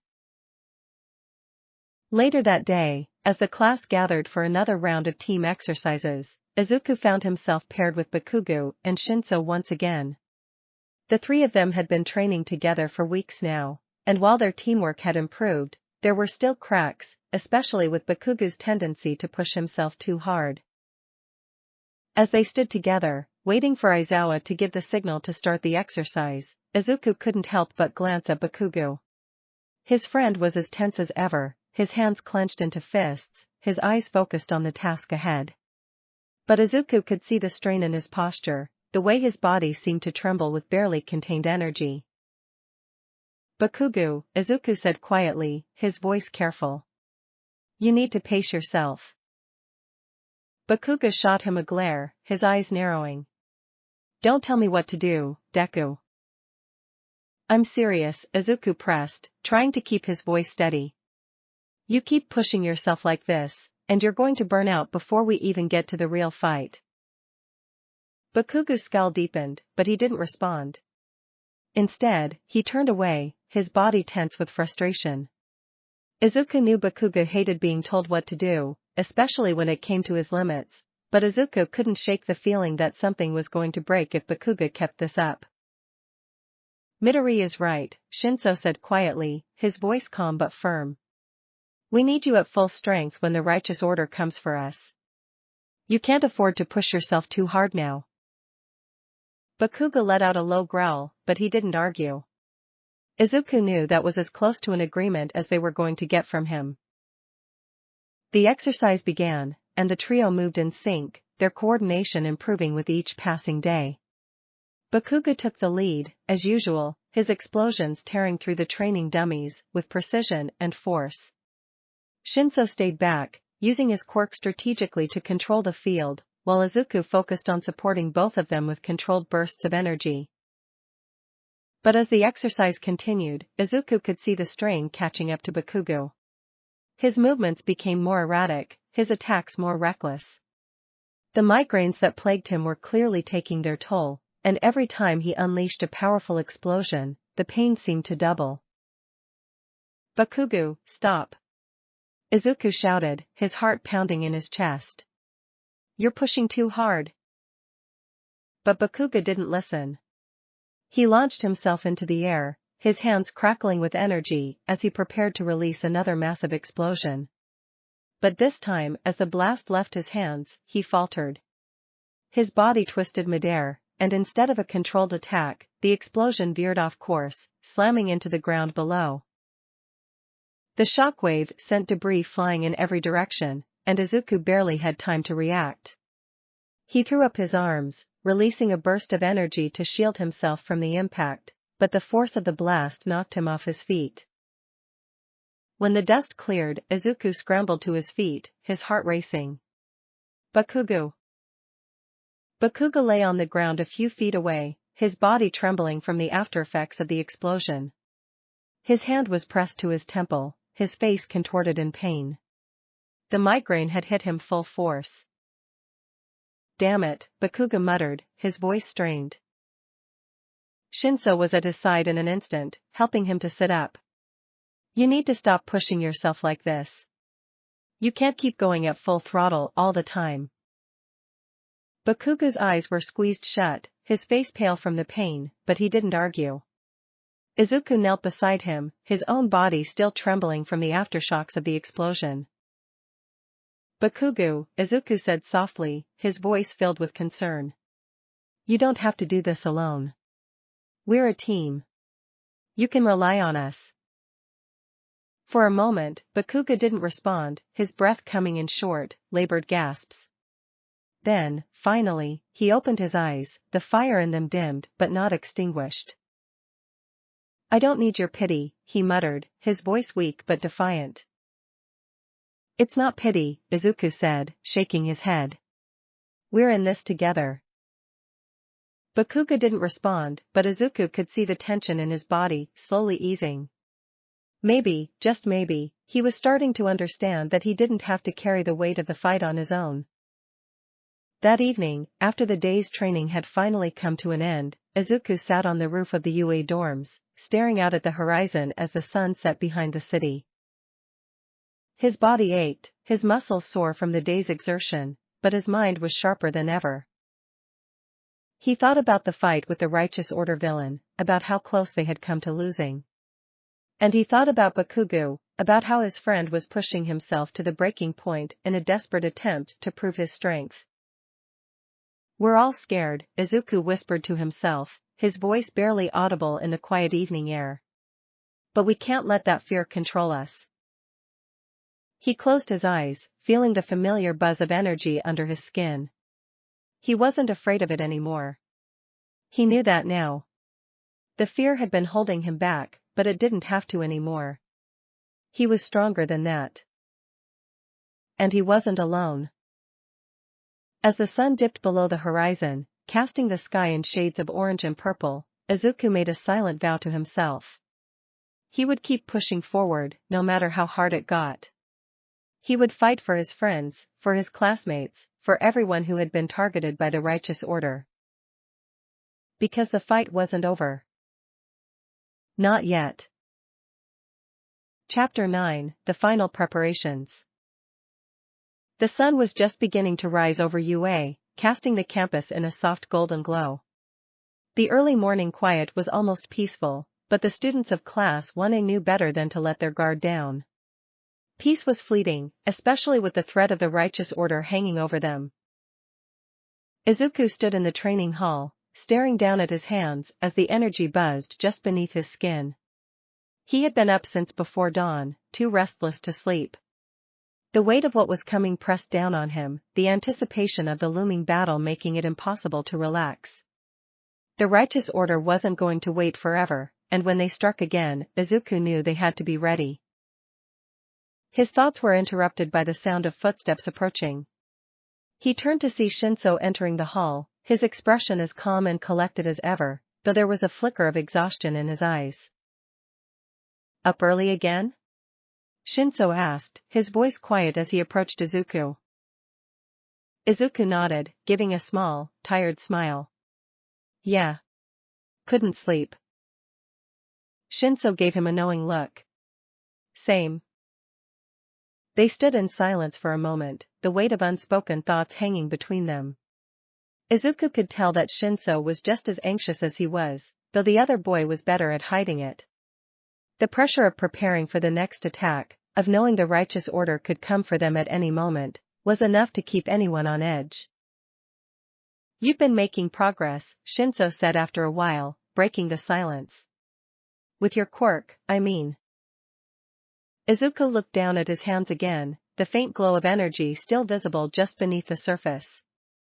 He had been working harder than ever to control it, to find the balance between release and restraint. But the fear was still there, lurking at the edges of his mind. The fear of losing control, of hurting someone. Of failing. Thanks, Izuku said softly. But I'm not sure it's enough. Not for what's coming. Shinsou frowned, crossing his arms as he studied Izuku.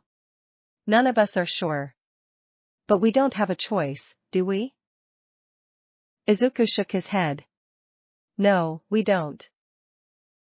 Shinsou sighed, glancing around the empty training hall. We've got a lot of work to do. And not much time to do it. Izuku nodded, the weight of those words settling over him. The righteous order wasn't going to wait. They needed to be ready, ready to fight, ready to protect each other, ready to survive. Later that day, the entire class gathered in the main hall for a briefing. Aizawa stood at the front, his usual stoic expression in place as he addressed the students.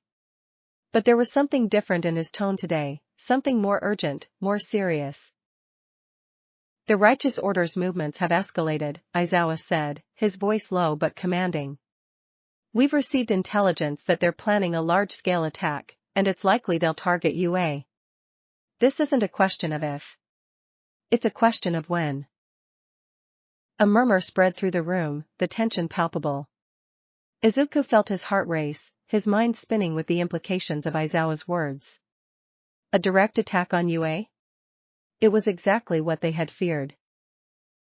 We've been preparing for this, Aizawa continued, his sharp gaze sweeping over the class. You've been training harder than ever, and you've made progress. But now, it's time to push yourselves even further. The weight of his words settled over the class like a heavy blanket.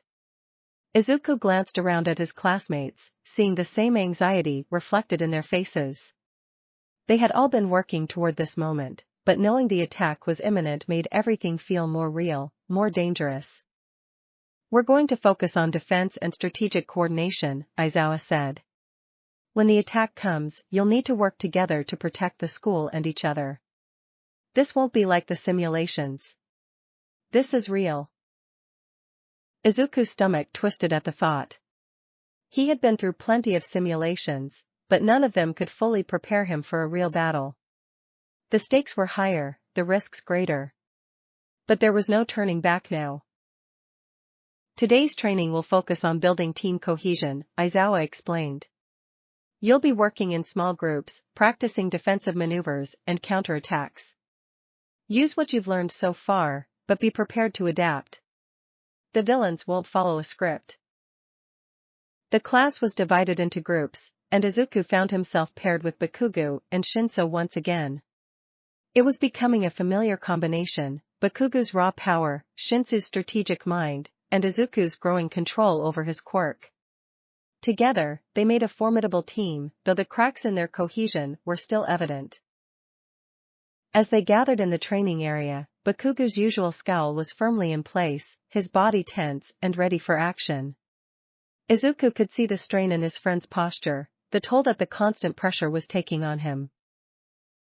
"Let's get this over with," Bakugou muttered, his voice low and edged with frustration. Shinsou gave him a sideways glance, but didn't say anything. He had learned not to engage with Bakugou's temper unless absolutely necessary. The exercise began, and the trio moved into formation, with Bakugou taking the lead as usual. The goal was to defend their position from an incoming attack while coordinating their counteroffense. It was a simulation, but the intensity in the air made it feel real. Bakugou unleashed a series of explosive attacks, his movements sharp and precise, though Izuku could see the strain behind them. Every blast seemed to take more out of him, the migraines that plagued him clearly getting worse with each passing day. "Bakugou, pace yourself," Shinsou said, his voice steady but firm. "Shut up," Bakugou snapped, his eyes blazing with frustration. "I've got this." Izuku exchanged a worried glance with Shinsou but didn't press the issue. They had been down this road before, and pushing Bakugou too hard usually led to more tension. Still, it was clear that Bakugou was nearing his breaking point, and they couldn't afford for him to collapse in the middle of a real fight.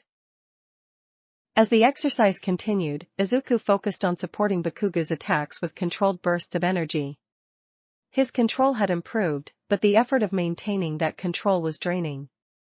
Every time he released a burst, he could feel the energy threatening to overwhelm him, the familiar fear lurking at the edges of his mind. "Midoriya, watch your back!" Shinsou called out as one of the simulated enemies broke through their defenses. Izuku reacted quickly, releasing a sharp burst of energy that knocked the enemy back, but the strain of keeping it controlled left him gasping for breath. "You're pushing too hard," Shinsou said, his voice calm but laced with concern. "You need to pace yourself too." Izuku nodded, his chest heaving as he struggled to catch his breath. He knew Shinsou was right, he was pushing himself, just like Bakugou. But they didn't have time to hold back. Not anymore. The exercise continued, with each of them fighting to maintain their balance between power and control. It was exhausting, both physically and mentally, but they were making progress. Slowly but surely, they were learning to work together, to cover each other's weaknesses and maximize their strengths. By the time the exercise ended, all three of them were drenched in sweat, their bodies trembling from the effort. But there was a sense of accomplishment too, a sense that, despite the challenges, they were getting stronger. Aizawa approached them as they caught their breath, his expression as unreadable as ever. "You're improving," he said, his tone neutral. "But you're not there yet." Bakugou let out a frustrated growl, his hands clenched into fists. "What the hell are we missing?" Aizawa's eyes flickered with something like understanding, though his voice remained calm. "You're missing trust. You're still trying to do everything on your own."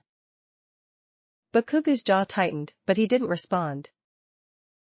Izuku glanced at Shinsou, who gave him a small nod. Aizawa was right. They were all still holding back, in their own ways. Bakugou refused to rely on anyone, Izuku was still afraid of his power, and Shinsou, while strategic, kept his distance emotionally. "We need to trust each other more," Izuku said quietly, his gaze shifting between Bakugou and Shinsou. "We're a team.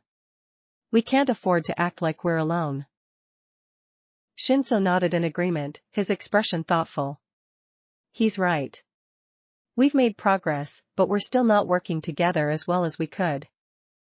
Bakugou remained silent for a long moment, his eyes narrowed in frustration. But eventually, he let out a sharp breath and gave a curt nod. "Fine. But don't slow me down. Izuku smiled, feeling a flicker of hope. It wasn't much, but it was a start. That evening, as the sun dipped below the horizon, Izuku found himself standing on the roof of UA, staring out at the darkening sky. The days. Training had been grueling, but it had also been a wake-up call. They were getting stronger, but the fight ahead was going to push them harder than anything they had faced before. Shinsou joined him a few moments later, leaning against the railing as he followed Izuku's gaze. It's coming soon, isn't it? Izuku nodded, his chest tight with the weight of the truth. Yeah. The attack. It's coming. Shinsou was silent for a moment, his eyes dark as he considered the future. We'll be ready. Izuku wanted to believe that. He wanted to believe that all the training, all the preparation, would be enough. But the fear still lingered in the back of his mind, the fear that no matter how hard they trained, they might not be able to stop what was coming. But he couldn't dwell on that. He had to focus on what they could do, on how far they had come. We will, Izuku said, his voice quiet but filled with determination. We'll be ready. Because they had to be. Chapter 10, The Attack Begins.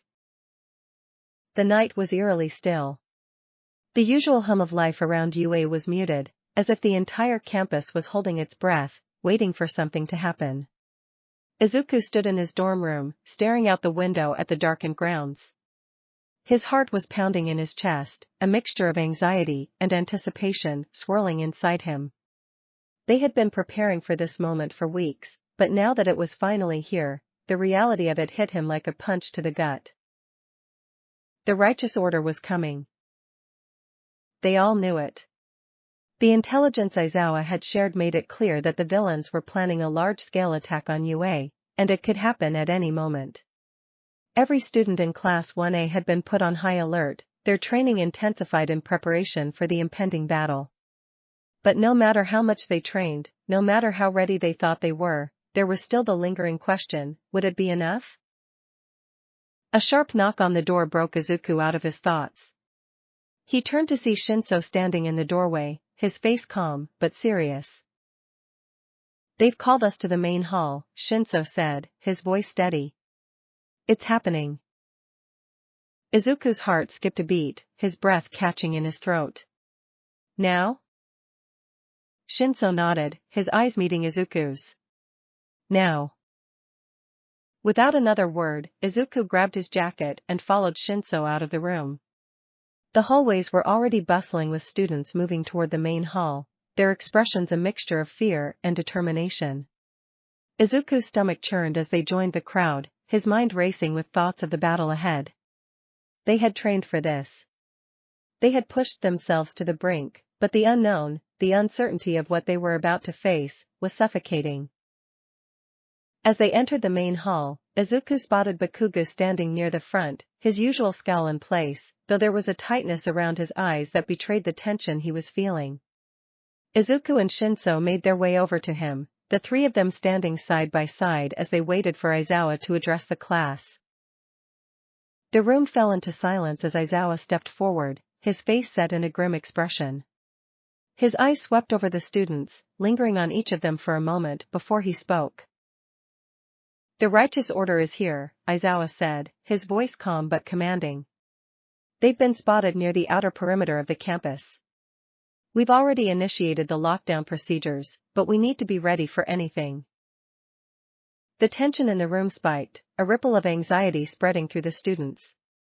Izuku clenched his fists, his heart hammering in his chest. This was it. The attack they had been dreading was finally happening. You all know your assignments, Izawa continued. Your priority is to protect the students who can't fight and secure key areas of the school. Work in your assigned teams. Do not engage the enemy unless absolutely necessary. We can't afford any mistakes.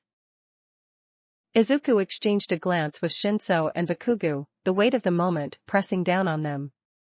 They had trained for this, but now that the reality of the attack was here, the stakes felt even higher. The pro heroes will handle the front lines, Izawa said, his gaze sharp.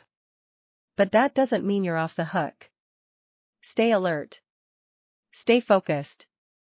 And most importantly, stay together. With that, Izawa dismissed them, and the students quickly moved into their assigned groups. Izuku, Bakugou, and Shinsou headed toward the eastern section of the campus, where they had been tasked with securing one of the critical access points. The area was close to the school's entrance, and if the villains breached the perimeter, it would be one of the first places they'd hit. As they made their way through the darkened hallways, the tension between them was palpable. Bakugou's jaw was clenched, his eyes focused straight ahead, while Shinsou walked in silence, his expression unreadable.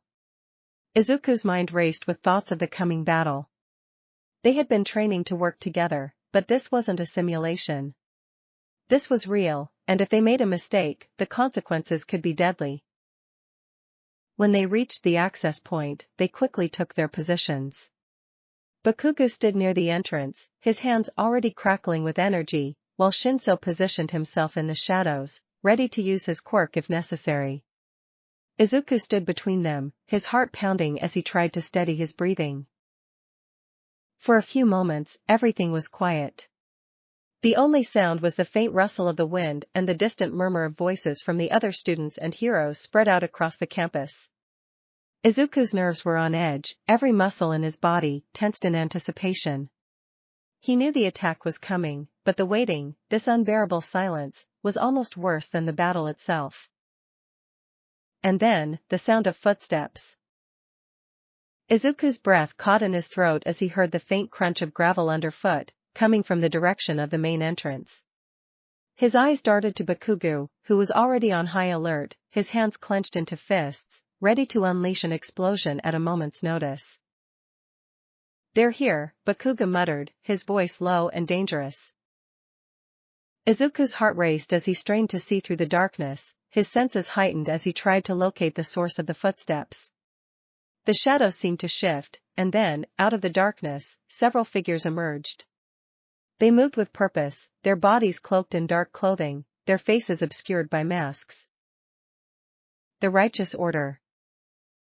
Izuku's stomach dropped as he recognized the masked figures. There were at least 6 of them, their movements deliberate and coordinated. These weren't low-level thugs, they were trained, organized, and they were here for a reason. "Let's go," Bakugou growled, already moving toward the villains.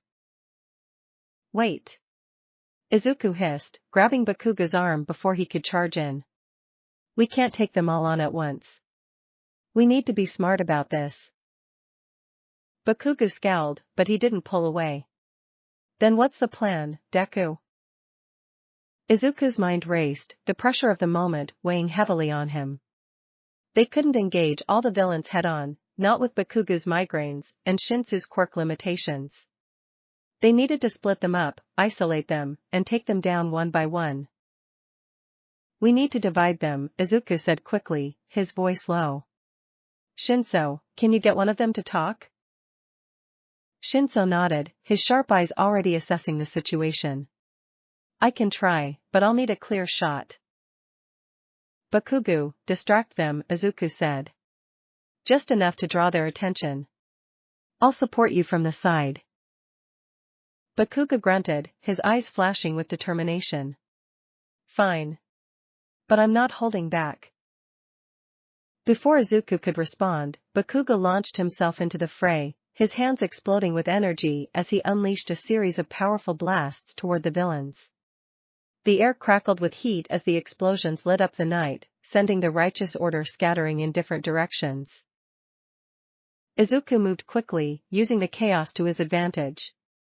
He darted around the side of the building, releasing controlled bursts of energy to keep the villains off balance. His heart pounded in his chest, the familiar rush of adrenaline surging through his veins. In the midst of the chaos, Shinsou found his opening.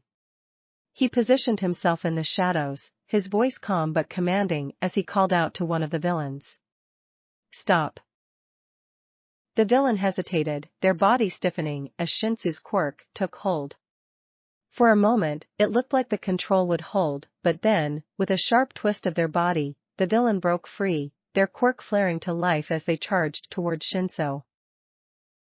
Izuku reacted instinctively, releasing a burst of energy that knocked the villain off course, sending them crashing into the side of the building.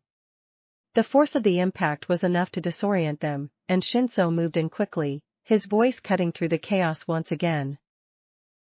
"Tell me who sent you." This time, the villain couldn't resist.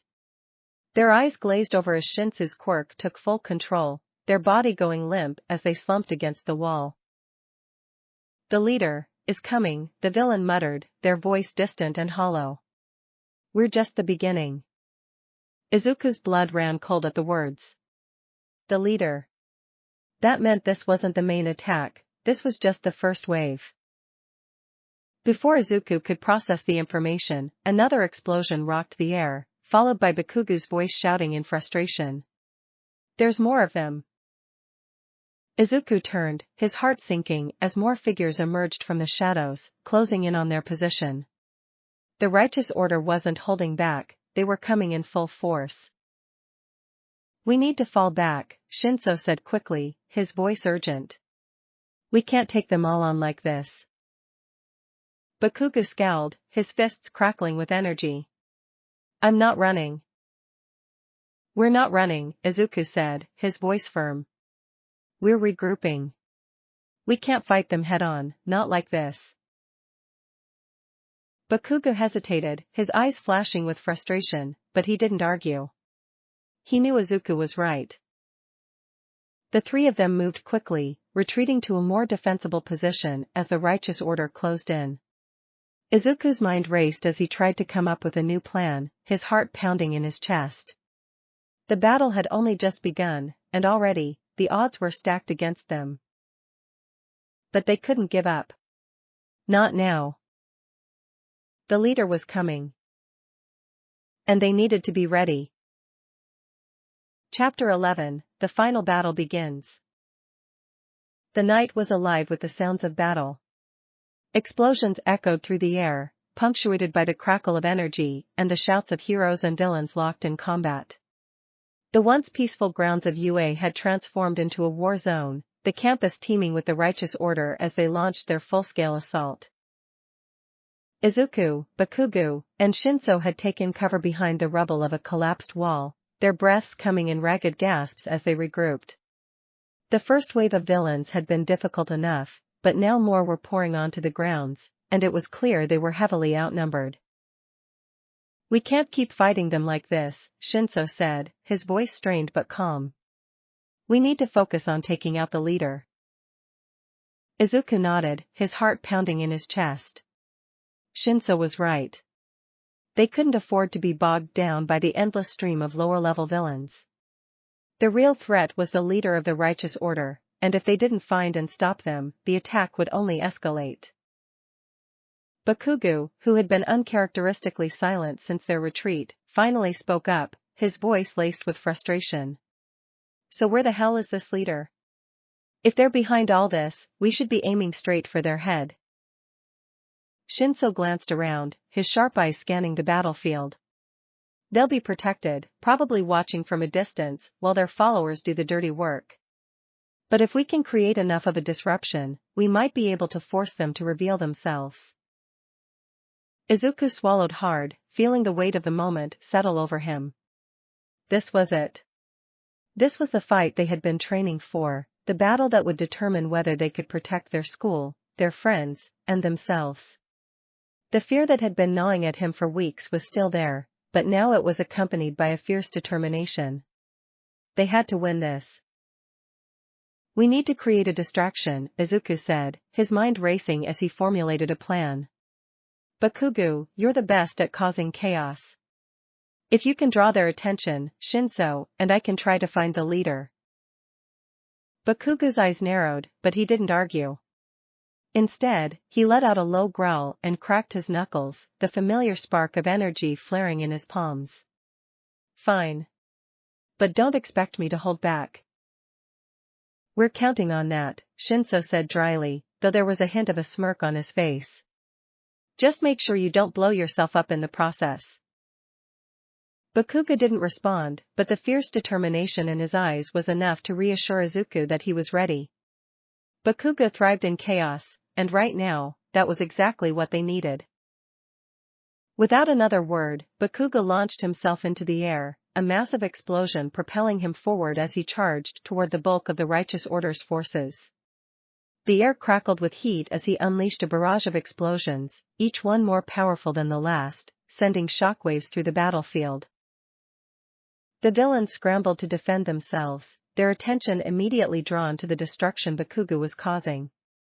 His presence was like a magnet, pulling their focus away from the rest of the battlefield and giving Izuku and Shinsou the opening they needed.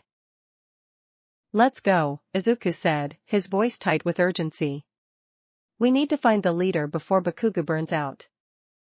Shinsou nodded, and the two of them slipped through the chaos, using the cover of Bakugou's explosive assault to move deeper into the enemy's territory.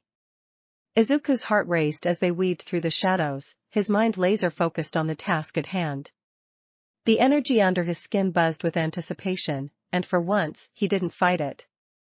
He let it fuel him, sharpen his senses as they searched for the leader. As they moved, Izuku couldn't help but glance at Shinsou, who was moving with a quiet intensity that was almost unsettling. Shinsou's quirk was powerful, but it came with limitations, and the mental toll it took on him was always a concern. Izuku knew that if they found the leader, they would need to rely on Shinsou's ability to control the situation. And that meant Shinsou couldn't afford to overexert himself. "Are you okay?"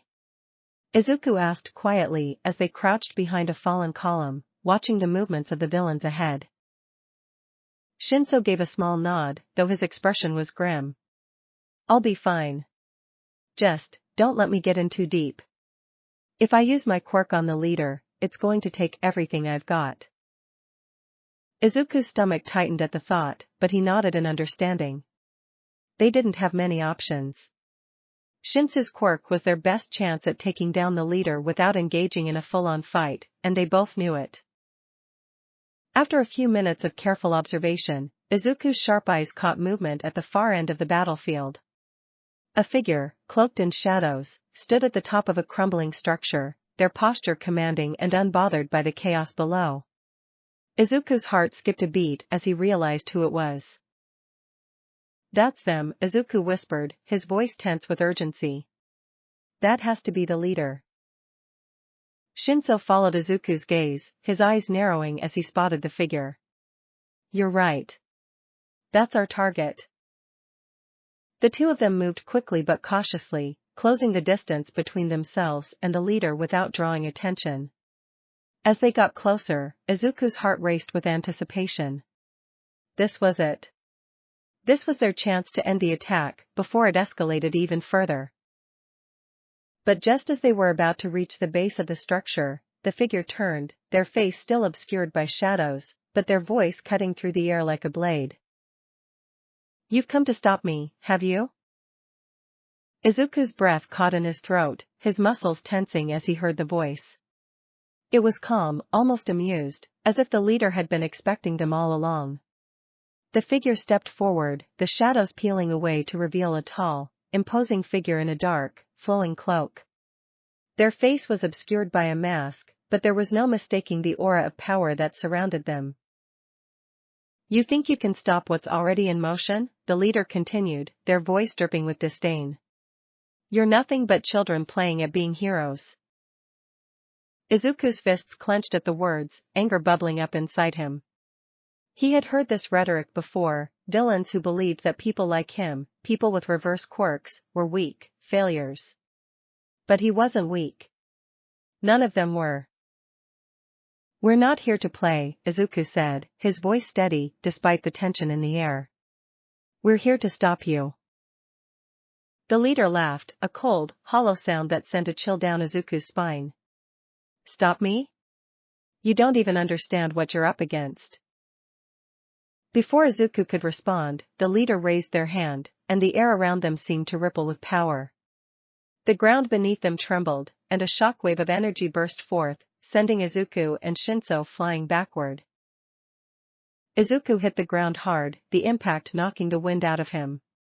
His vision blurred for a moment, but he forced himself to his feet, his heart pounding in his chest. The leader's quirk was even more powerful than he had anticipated, and they weren't going to hold back. Shinsou groaned as he pulled himself up, his hand pressed to his head as he fought to regain his focus. This isn't going to be easy. No, Izuku agreed, his breath coming in ragged gasps. But we can't give up. They moved in unison, charging toward the leader once again.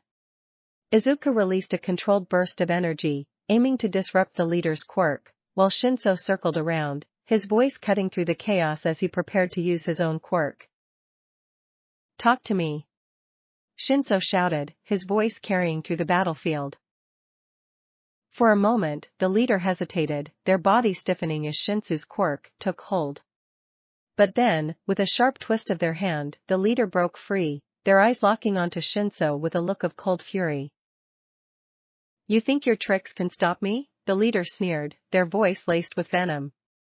I've faced far greater threats than you. Izuku's heart raced as the leader raised their hand again, another shockwave of energy surging toward them. But this time Izuku was ready. He raised his own hand, releasing a powerful burst of energy that met the shockwave head-on, the two forces colliding with a deafening crack. The ground shook beneath them, but Izuku didn't back down. He pushed forward, his energy flaring as he fought to overpower the leader's attack. Now, Shinsou! Izuku shouted, his voice strained from the effort. Shinsou didn't hesitate. He moved in quickly, his voice low and commanding as he spoke. Tell me, why are you doing this? The leader's body stiffened again, their eyes glazing over as Shinsou's quirk took hold.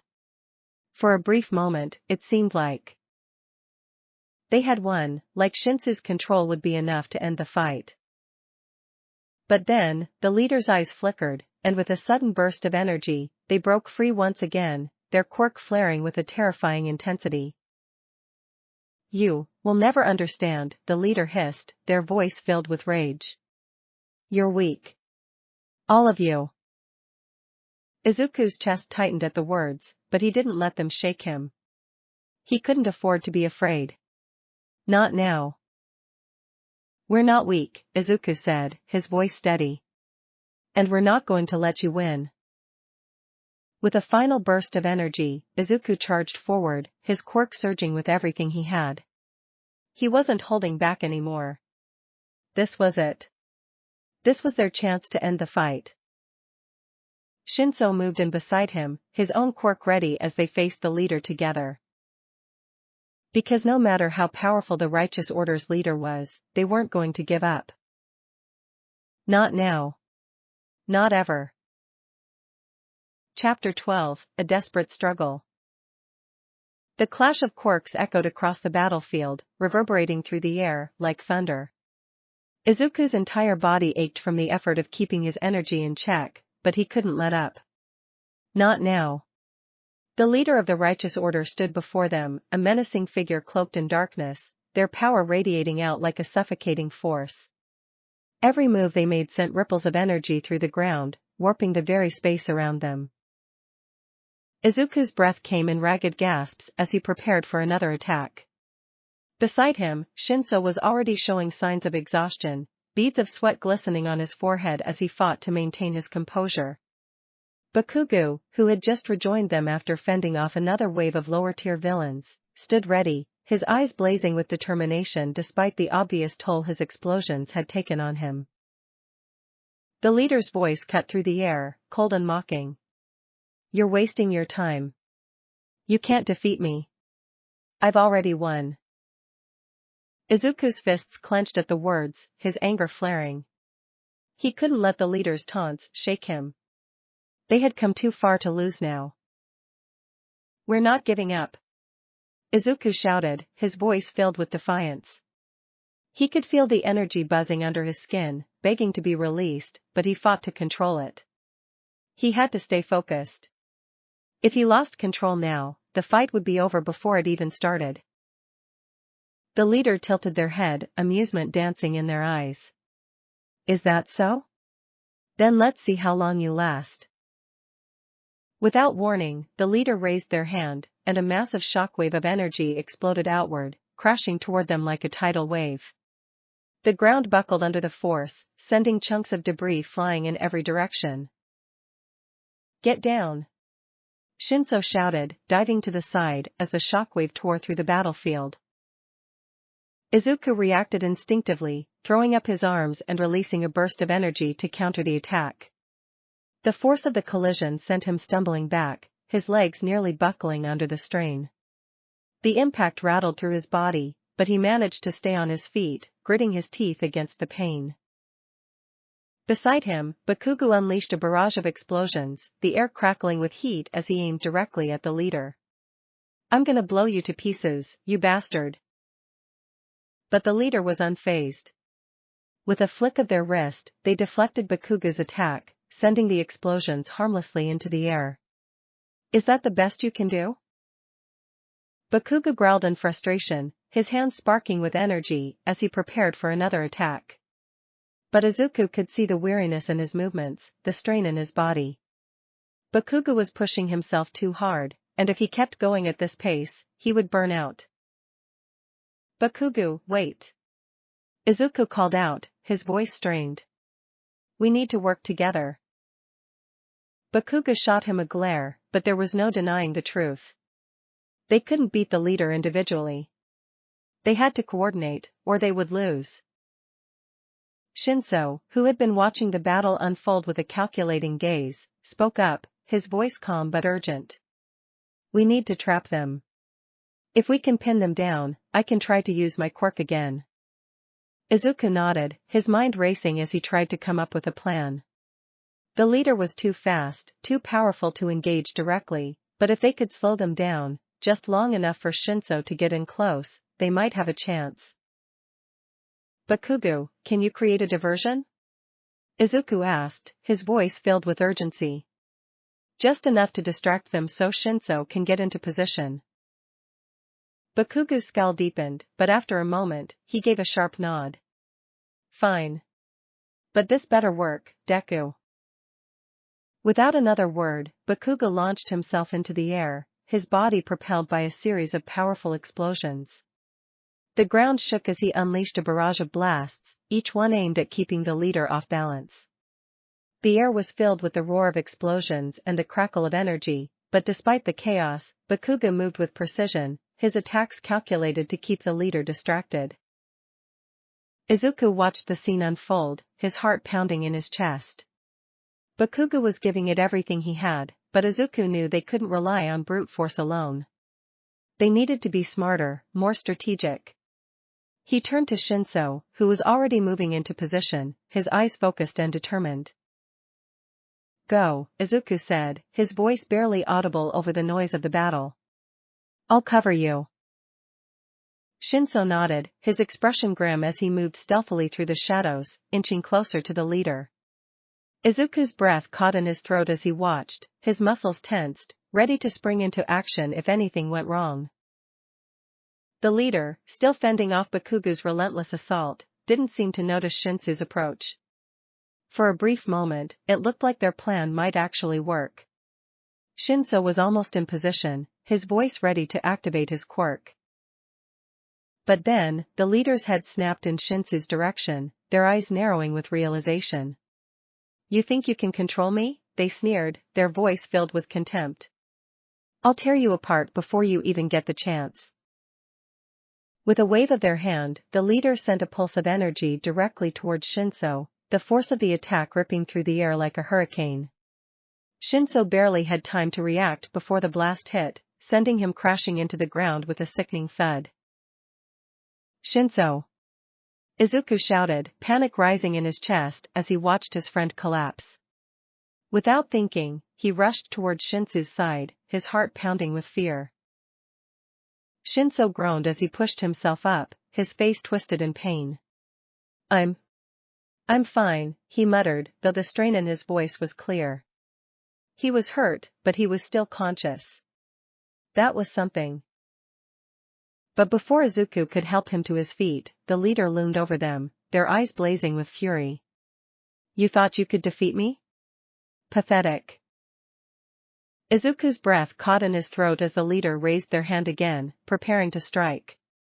He could feel the weight of the energy building in the air, the sheer force of it making his muscles tense with anticipation. They had to do something, anything, or they would be crushed. In that split second, Izuku's instincts took over.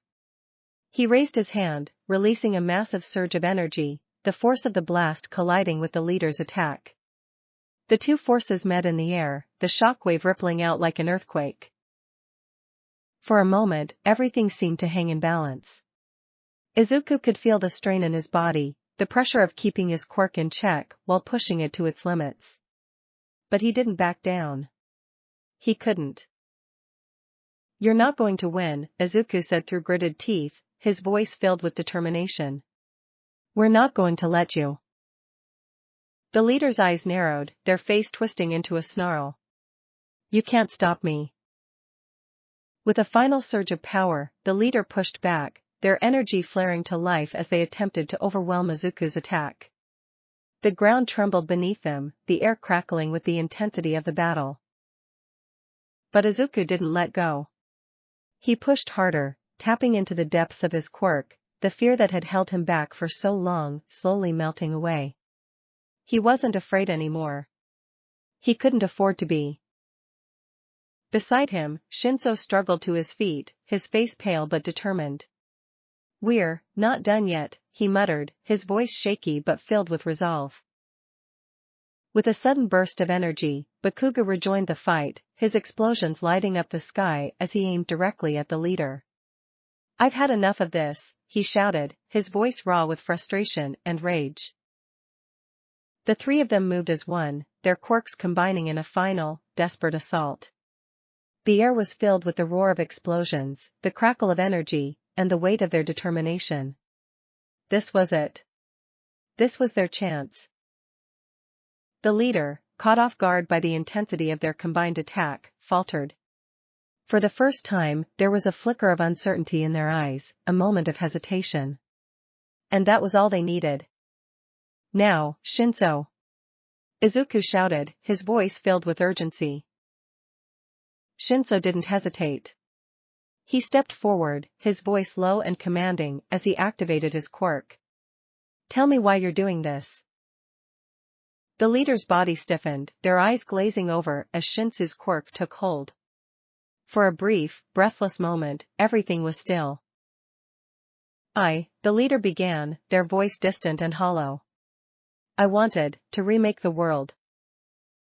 But before they could say anything more, their body convulsed, their quirk flaring out of control as they fought against Shinsou's influence. The air around them warped, the ground trembling as their power spiraled out of control. We have to stop them. Izuku shouted, panic rising in his chest as the leader's energy began to destabilize. If they didn't act quickly, the leader's quirk could tear everything apart. Without thinking, Izuku released one final, powerful burst of energy, the force of the blast slamming into the leader with everything he had. The ground shook beneath them, the air filled with the deafening roar of their combined powers. And then, with a sudden, blinding flash, it was over. The leader collapsed to the ground, their body limp and motionless, their quirk finally silenced. For a moment, everything was still. The battlefield, once filled with chaos and destruction, was now eerily quiet. Izuku stood frozen, his chest heaving as he struggled to catch his breath. Beside him, Shinsou and Bakugou were equally exhausted, their bodies trembling from the effort of the fight. But they had won. They had stopped the leader. We did it, Izuku whispered, his voice barely audible. Bakugou let out a low growl, his hands still crackling with residual energy. Damn right we did. Shinsou gave a small, tired smile. Barely. As the adrenaline began to fade, Izuku felt the weight of exhaustion settle over him. But despite the pain, despite the fear, there was a sense of relief, a sense of victory. They had done it. But the battle wasn't over yet. Chapter 13, Aftermath and Resolution. The battlefield was eerily quiet now. The once chaotic grounds of UA were littered with debris, the scars of a brutal battle etched into the earth. The sky, which had been dark and ominous during the fight, was now tinged with the soft light of dawn, casting a pale glow over the destruction. Izuku stood frozen, his body still trembling from the aftermath of the fight.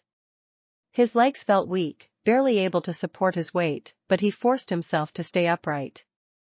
The leader of the righteous order lay motionless on the ground in front of him, their quirk finally silenced. We did it," Izuku whispered, the reality of their victory slowly sinking in. His voice was barely audible, drowned out by the pounding of his heart and the ringing in his ears. Bakugou, standing beside him, was panting heavily, his usually fiery energy dimmed by exhaustion. His hands were still sparking with residual energy, though it was clear that he was at his limit. The usual sharpness in his eyes was softened by fatigue, but the spark of defiance remained. "Yeah, we took that bastard down." Shinsou, pale and battered from the fight, gave a small nod, his breathing labored. He wiped the sweat from his brow, his face etched with fatigue. "Barely." His voice was strained, every word laced with the exhaustion that clung to them all. Izuku allowed himself a moment to breathe, to process what had just happened. They had won. The Righteous Order's leader had been defeated, and the attack on UA had been stopped. But as the adrenaline faded, the weight of the battle settled heavily on his shoulders.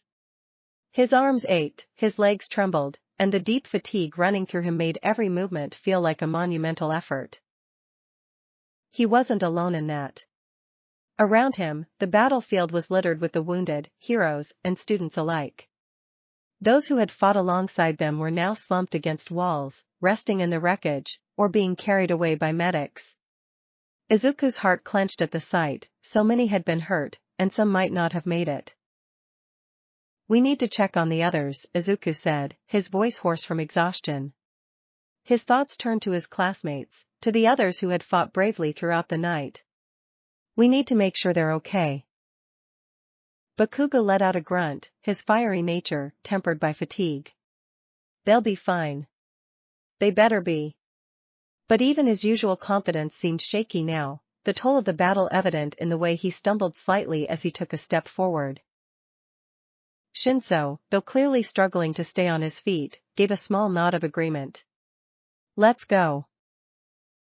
Together, the three of them began to make their way across the battlefield, their movements slow and unsteady. Every step was painful, but they pushed forward, driven by the need to see their friends, their classmates, and to make sure the people they cared about had made it through the fight. As they moved through the wreckage, the scale of the destruction became clearer. The once proud grounds of UA were now scarred with deep craters, shattered walls, and broken structures. The battle had taken its toll not only on them, but on the very heart of the school. It was a stark reminder of the power the Righteous Order had brought with them. Eventually, they came across some familiar faces, Momo, Todoroki, Ida, and others, all of them showing signs of the intense battle they had just fought. Momo, who had been leading a small group of students during the fight, approached them, her face filled with concern. "Midoriya, Bakugou, Shinsou, are you okay?" "We saw what happened with the leader," she said, her voice shaky but filled with relief at seeing them standing. Izuku gave a small nod, though the exhaustion was clear in his eyes. "We're fine, just tired." His words were simple, but they carried the weight of everything they had just been through. Momo's eyes flickered with sympathy, but she didn't press further. Instead, she looked out over the battlefield, her expression grave. "We need to secure the area. There are still villains who need to be apprehended, and some of the students are still trapped in the rubble." "We'll help," Izuku said, stepping forward. But before he could move, a sharp pain shot through his leg, and he stumbled slightly, the exhaustion finally catching up to him. Bakugou caught him by the arm, his grip firm, despite his own fatigue. "You're not doing anything, Deku. You can barely stand." Izuku opened his mouth to argue, but Bakugou's fierce glare silenced him. He was right. They had done enough, and now it was time for the pro heroes and the recovery teams to take over. Momo hesitated but nodded, knowing that the students had given everything they had in the battle. "We've got it from here," she said gently. "You've done enough." As the recovery efforts continued, Izuku and his classmates gathered near the remains of one of the collapsed buildings, the weight of the fight still hanging heavily in the air. The group was silent, the shared understanding of the gravity of what they had just survived lingering between them. "I still can't believe we actually beat them," Uraraka said quietly, her voice barely above a whisper. She was leaning against the remnants of a wall, her face pale and streaked with dirt and sweat. "The righteous order was so strong." "They underestimated us," Todoroki said, his voice calm but distant. His usually cool demeanor was tinged with something heavier now, a quiet exhaustion that even he couldn't shake. "They thought they could break us, but they were wrong."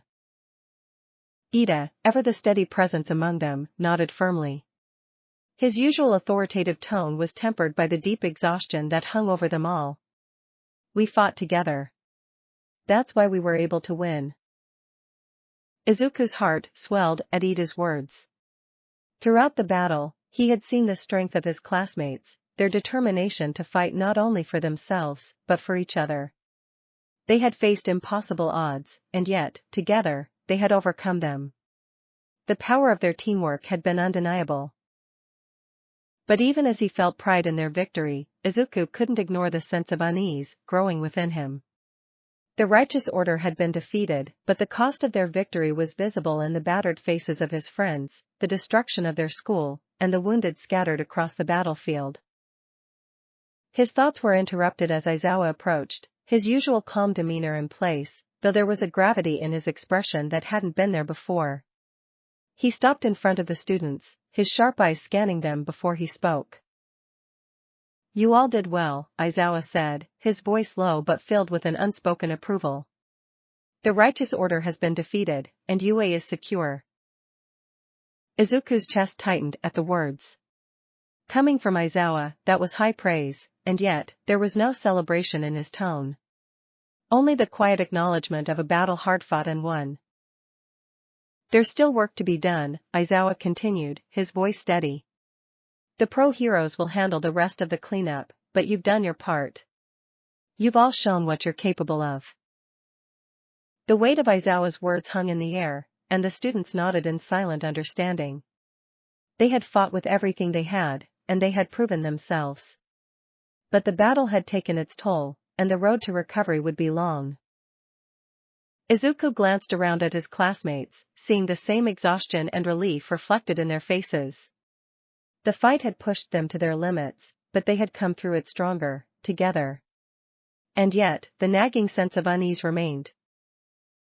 The leader's final words echoed in his mind, "You'll never understand. You're weak." The righteous order had been so sure of themselves, so convinced that they were right. Even in defeat, the leader had spoken with a conviction that left a lingering sense of doubt in Izuku's heart.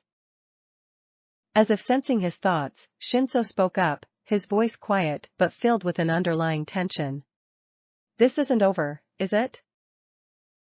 Izuku looked at him, surprised by the question, but knowing the answer all too well. "No," he said softly. "I don't think it is." Bakugou, who had been leaning against a pile of rubble, scoffed, though there was no real anger behind it. "So what? If they come back, we'll take them down again. We'll be ready." Izuku smiled faintly at Bakugou's words. Despite everything, Bakugou's confidence hadn't wavered, and it was that confidence that gave Izuku the strength to push past the doubts creeping into his mind. "We'll be ready," Izuku agreed, his voice steady with newfound resolve. As the group stood together, the first rays of sunlight breaking through the clouds, there was a quiet sense of peace that settled over them. The battle was over, and they had won. But they all knew this was just one step in a much larger journey. Later, as the sun climbed higher into the sky, casting long shadows over the quiet campus, Izuku found himself standing on the roof of UA, staring out at the sprawling grounds below. The chaos of the battle had faded, replaced by the steady hum of recovery efforts.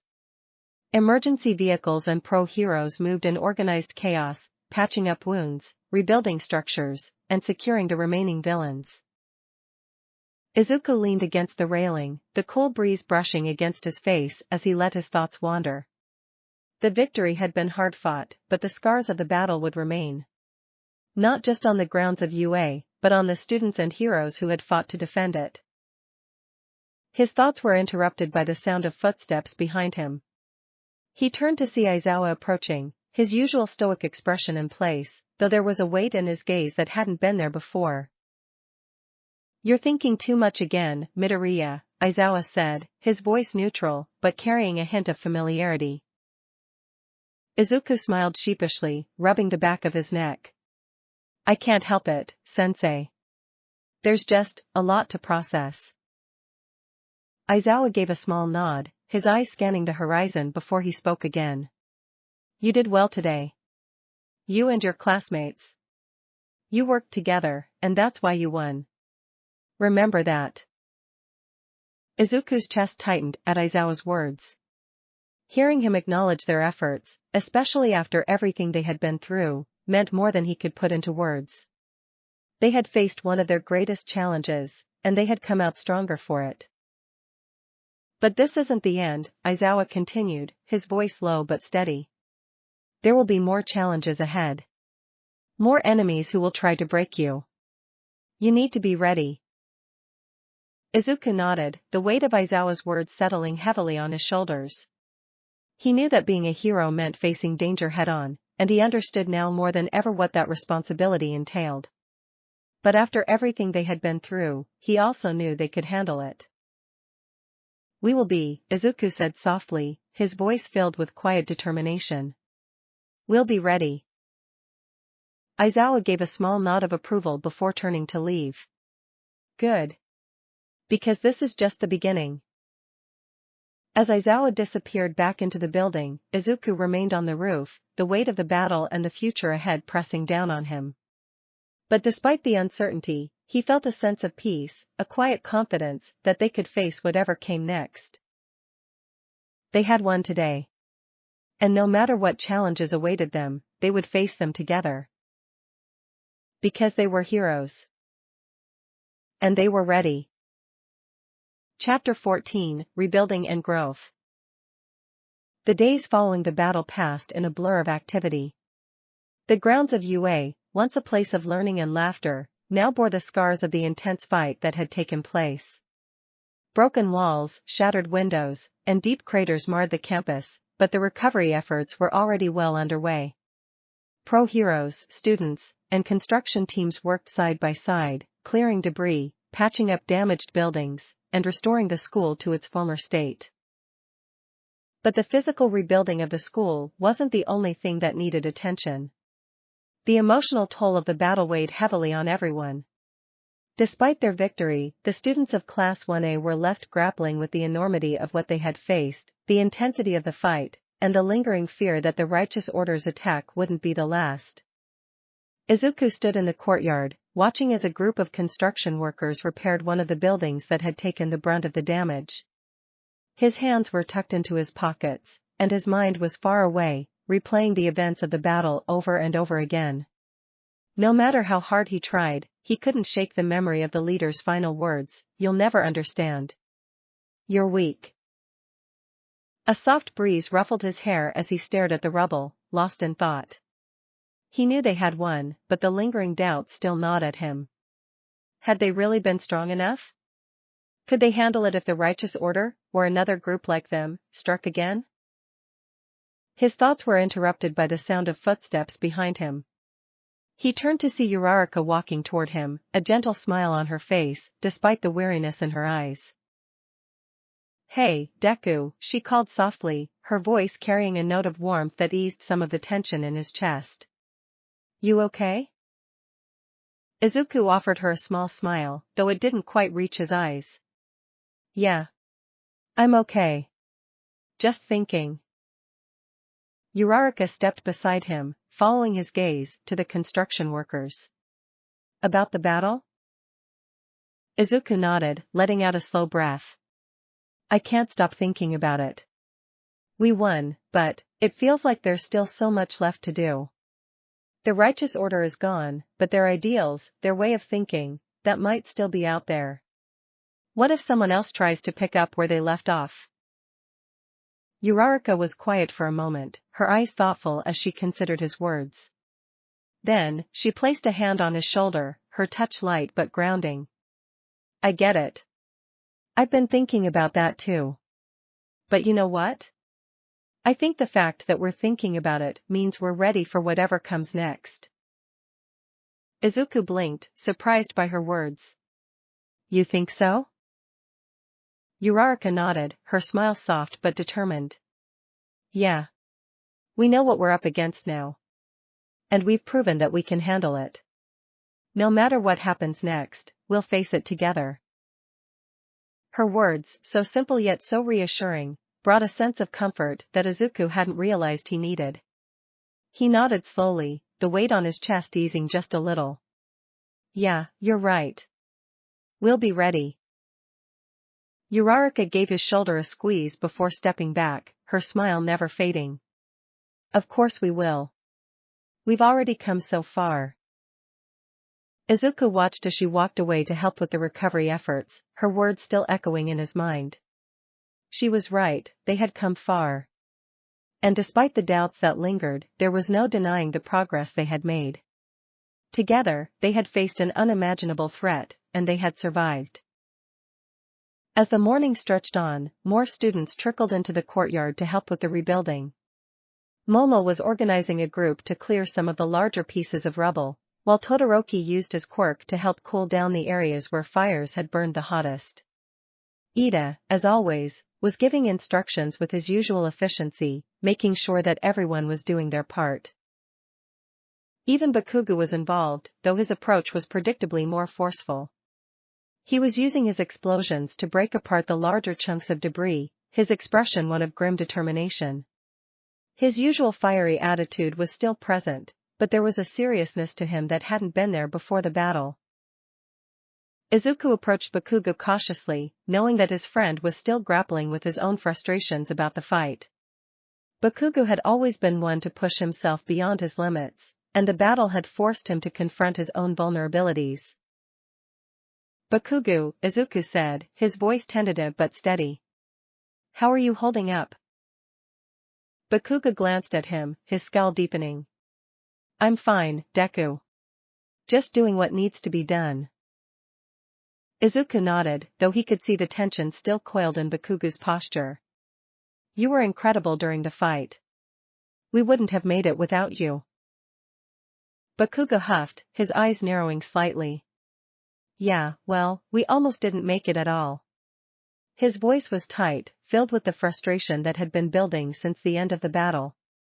I pushed myself too hard, and it wasn't enough.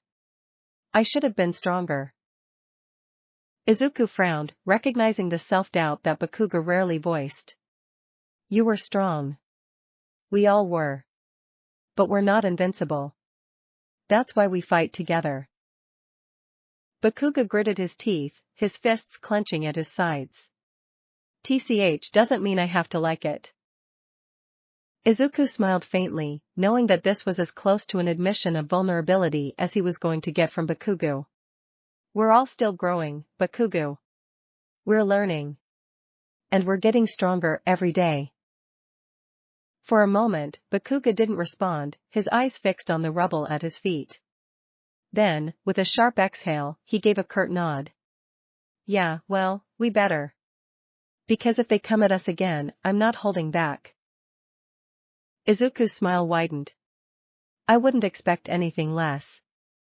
As the day wore on, the atmosphere around the school began to lighten. The physical act of rebuilding seemed to lift some of the emotional weight that had settled over everyone. Students and teachers worked side by side, the sense of camaraderie that had been forged in the fire of battle now fueling their efforts to restore their school.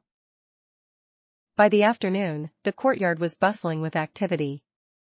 The construction teams had made significant progress, and the students, though tired, were in good spirits. It was a testament to their resilience, their ability to bounce back even after facing such a devastating attack.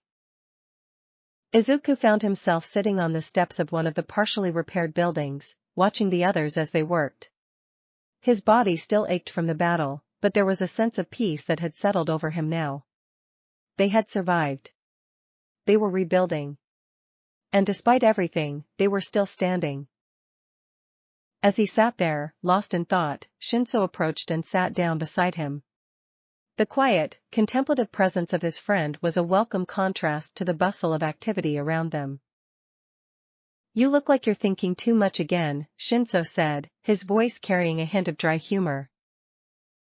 Izuku chuckled softly, shaking his head. "I can't help it.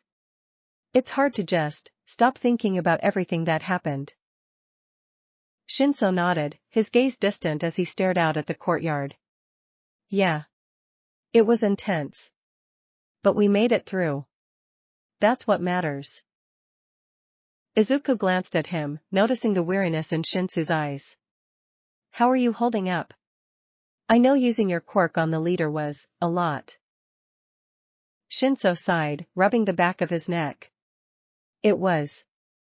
I pushed myself harder than I ever have before. But I learned something important. I can do more than I thought I could. And I think we all realized that." Izuku nodded in agreement, feeling a swell of pride for his friend. Shinsou had come so far, and his growth during the battle had been remarkable.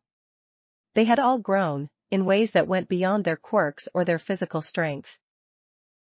"We're going to keep getting stronger," Izuku said, his voice filled with quiet determination. "Not just as heroes, but as people. We've seen what's out there, and now we know we can face it." Shinsou smiled faintly, his usual guarded expression softening. "Yeah. And next time, we'll be even more prepared." The two sat in comfortable silence for a few moments, watching the recovery efforts unfold around them. There was still so much to do, so many challenges ahead, but for the first time in days, Izuku felt a sense of hope that they were on the right path, that they were becoming the heroes they were meant to be. As evening fell and the last rays of sunlight dipped below the horizon, the students and construction workers began to wind down their efforts for the day. The school was far from fully restored, but progress had been made, and that progress was enough to lift everyone's spirits. Izuku stood at the edge of the courtyard, his eyes scanning the partially rebuilt campus. The school would recover, and so would they. He knew that now. As he prepared to head back to the dorms, he heard a familiar voice behind him. "Deku." He turned to see Aizawa standing a few feet away, his usual stoic expression in place. But there was something different in his gaze, a quiet sense of approval that made Izuku's chest swell with pride. "You've done well," Aizawa said, his voice low but steady. "All of you have." Izuku smiled, feeling the weight of Aizawa's words settle over him. "Thank you, sensei." Aizawa nodded, his eyes scanning the courtyard before he continued. "This isn't the end. You know that. There will be more challenges, more battles. But you've proven that you can handle them." Izuku's smile widened, his heart filled with resolve. "We'll be ready, sensei. No matter what comes next." Aizawa gave a small nod of approval before turning to leave. "Good.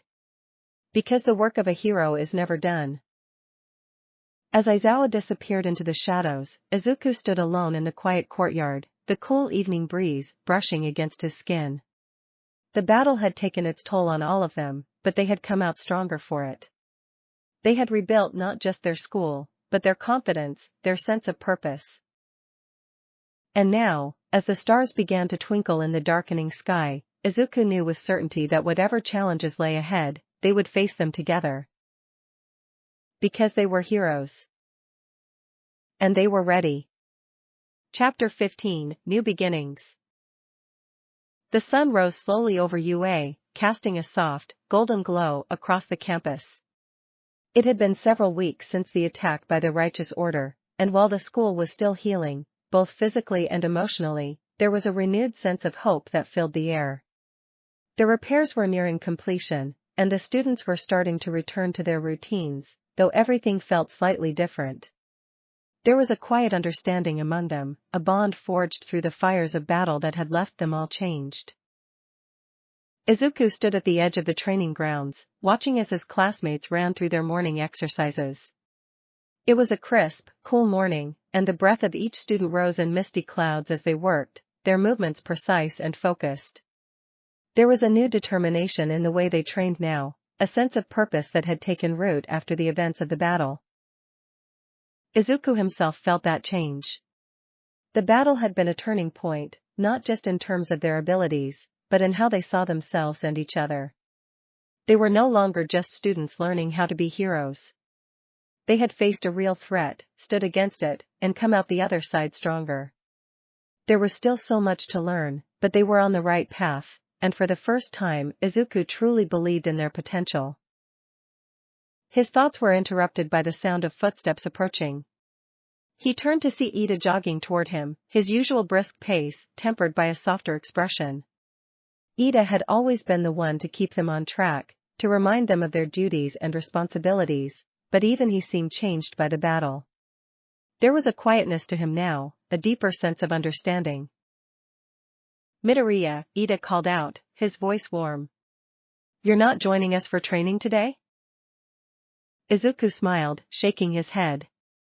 "I'll be there in a minute. Just thinking." Ida nodded, his eyes scanning the training grounds. "I understand. It's been a lot to process." Izuku glanced at his friend, grateful for the support that had always been there. "Yeah. But I think we're getting stronger because of it." Ida smiled, a rare softness in his expression. "We are. And we'll keep getting stronger, together."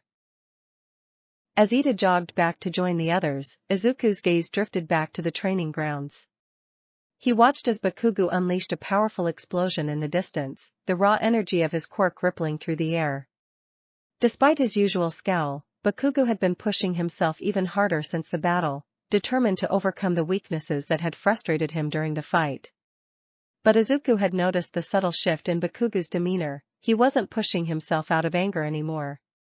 There was a quiet drive, a focus that hadn't been there before. Bakugou, like all of them, had grown. As Izuku moved to join the training session, he passed Todoroki and Shinsou, who were practicing their own techniques. Todoroki's focus was as sharp as ever, but there was a new intensity in his movements, a fierceness that came from the realization that the world beyond UA was far more dangerous than they had ever imagined. Shinsou, on the other hand, had proven himself in a way that left no doubt in anyone's mind. His quirk had been instrumental in stopping the leader of the righteous order, and he had earned the respect of his classmates and teachers alike. As they trained together, there was an unspoken understanding between all of them. They had faced the worst, and they had survived. Now, it was time to look forward, to continue honing their skills, not just for themselves, but for each other and for the people they would one day protect. Later that day, as the sun began to set, casting long shadows across the courtyard, the students of Class 1A gathered for a meeting. It was a more casual affair than the intense strategy sessions they had held in the lead-up to the battle. Today, it was about reflection and looking forward. Aizawa stood at the front, his usual calm demeanor in place, though there was a glint of something else in his eyes, something almost like pride. He had seen the students grow in ways he hadn't expected, and while he rarely showed his emotions openly, there was no denying that he was proud of them. "You've all come a long way," Aizawa said, his voice steady as he addressed the class. "What you faced was real. It wasn't a simulation, and it wasn't a test. You were put in a situation that forced you to adapt, to rely on each other, and to push yourselves beyond your limits. And you did exactly that." The students listened intently, their expressions serious. There was no room for bravado here, no room for the playful teasing that sometimes filled their conversations. They knew the weight of Aizawa's words, and they understood what it meant to have earned his respect. "But this is just the beginning," Aizawa continued, his sharp eyes sweeping over them. You've proven that you have the potential to become great heroes, but you're not there yet. There will be more challenges, more battles, and each one will test you in new ways. You need to keep growing, keep learning. Aizawa's gaze lingered on Izuku for a moment, and Izuku felt a quiet surge of pride. He had always looked up to Aizawa, admired his strength and wisdom, and hearing those words from him felt like a validation of everything he had worked for. You've all shown that you can work together, Aizawa said, his voice softening slightly. That's what sets you apart. That's what makes you strong. The students exchanged glances, a sense of camaraderie settling over them. They had always known that teamwork was important, but the battle had shown them just how vital it truly was. They weren't just individuals with powerful quirks, they were a team, and together, they were unstoppable. As Aizawa finished speaking, he gave a small nod of approval before stepping aside. The students remained seated for a moment, absorbing his words, before Uraraka stood up, a bright smile on her face. I think we should celebrate, she declared, her usual enthusiasm shining through. We've been working so hard, and we've come so far. We deserve it. The mood in the room shifted instantly, the tension lifting as the students cheered in agreement. It was a rare moment of levity, a chance to breathe after the intensity of the past few weeks. Even Bakugou, who normally scoffed at such suggestions, didn't seem to mind the idea. As the students began to chatter excitedly about what kind of celebration they should have, Izuku felt a sense of warmth spread through him. These were his friends, his comrades, and they had all grown together. No matter what challenges lay ahead, he knew they would face them as a united front. That evening, the students of Class 1A gathered in the common room for a small celebration. It wasn't anything extravagant, just a chance to unwind, to be together without the looming pressure of training or battle hanging over them. There were snacks and drinks, courtesy of Momo's quirk, and a general sense of lightness that hadn't been there in a long time. Izuku sat near the window, watching as his friends laughed and joked, their faces lit up with the glow of the setting sun. It was a peaceful scene, one that filled him with a quiet joy. Despite everything they had been through, they had found a way to keep moving forward, to find happiness in the small moments. Hey, Midoriya, Shinsou called from across the room, breaking into his thoughts. Come join us. You're always thinking too much. Izuku chuckled, shaking his head as he stood and made his way over to where Shinsou, Todoroki, and Ida were sitting. I guess I am, he admitted. But I'm trying to enjoy the moment. Shinsou smirked. Good. You've earned it. The evening passed in a blur of laughter and conversation. They reminisced about the battle, about the moments that had tested them, and the moments that had brought them closer together. Even Bakugou, though still gruff and quick to criticize, participated in the discussions, his presence a reminder that their bond had strengthened, even for those who had once kept their distance. As the night wore on and the stars began to twinkle in the sky outside, the group slowly started to wind down.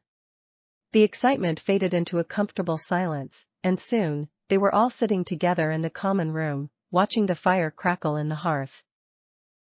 It was in that quiet moment that Izuku realized just how far they had come. They had been through so much, faced enemies, doubts, and fears, and yet, here they were.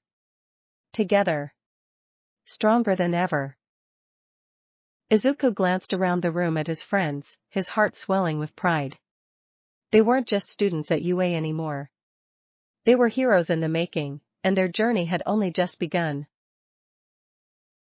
As the evening drew to a close, Izuku found himself standing outside on the balcony, the cool night air brushing against his skin. The stars above sparkled brightly, and for the first time in a long while, he felt a sense of peace, a sense that they were all on the right path. Footsteps approached, and Izuku turned to see Todoroki joining him. His hands tucked into his pockets as he leaned against the railing. Thinking again? Todoroki asked, a small smile playing at the corners of his lips. Izuku laughed softly, nodding. Yeah. I can't help it. Todoroki glanced up at the sky, his expression thoughtful. We've come a long way. Izuku nodded, his heart swelling with pride. Yeah. We have. They stood in silence for a few moments, watching the stars twinkle overhead. There was no need for words, everything they needed to say had already been said in the way they fought, in the way they stood by each other's sides. As the night stretched on, Izuku couldn't help but think about what lay ahead. There would be more challenges, more battles, and more moments that would test them. But after everything they had been through, he knew they would be ready. Because they weren't just students anymore. They were heroes. This is the end of Reverse Quirks by the Angel Demon on AO3. I hope you enjoyed. If you have any suggestion, let me know in the comments. Don't forget to subscribe to know when the next on is out. Have a good day, angels.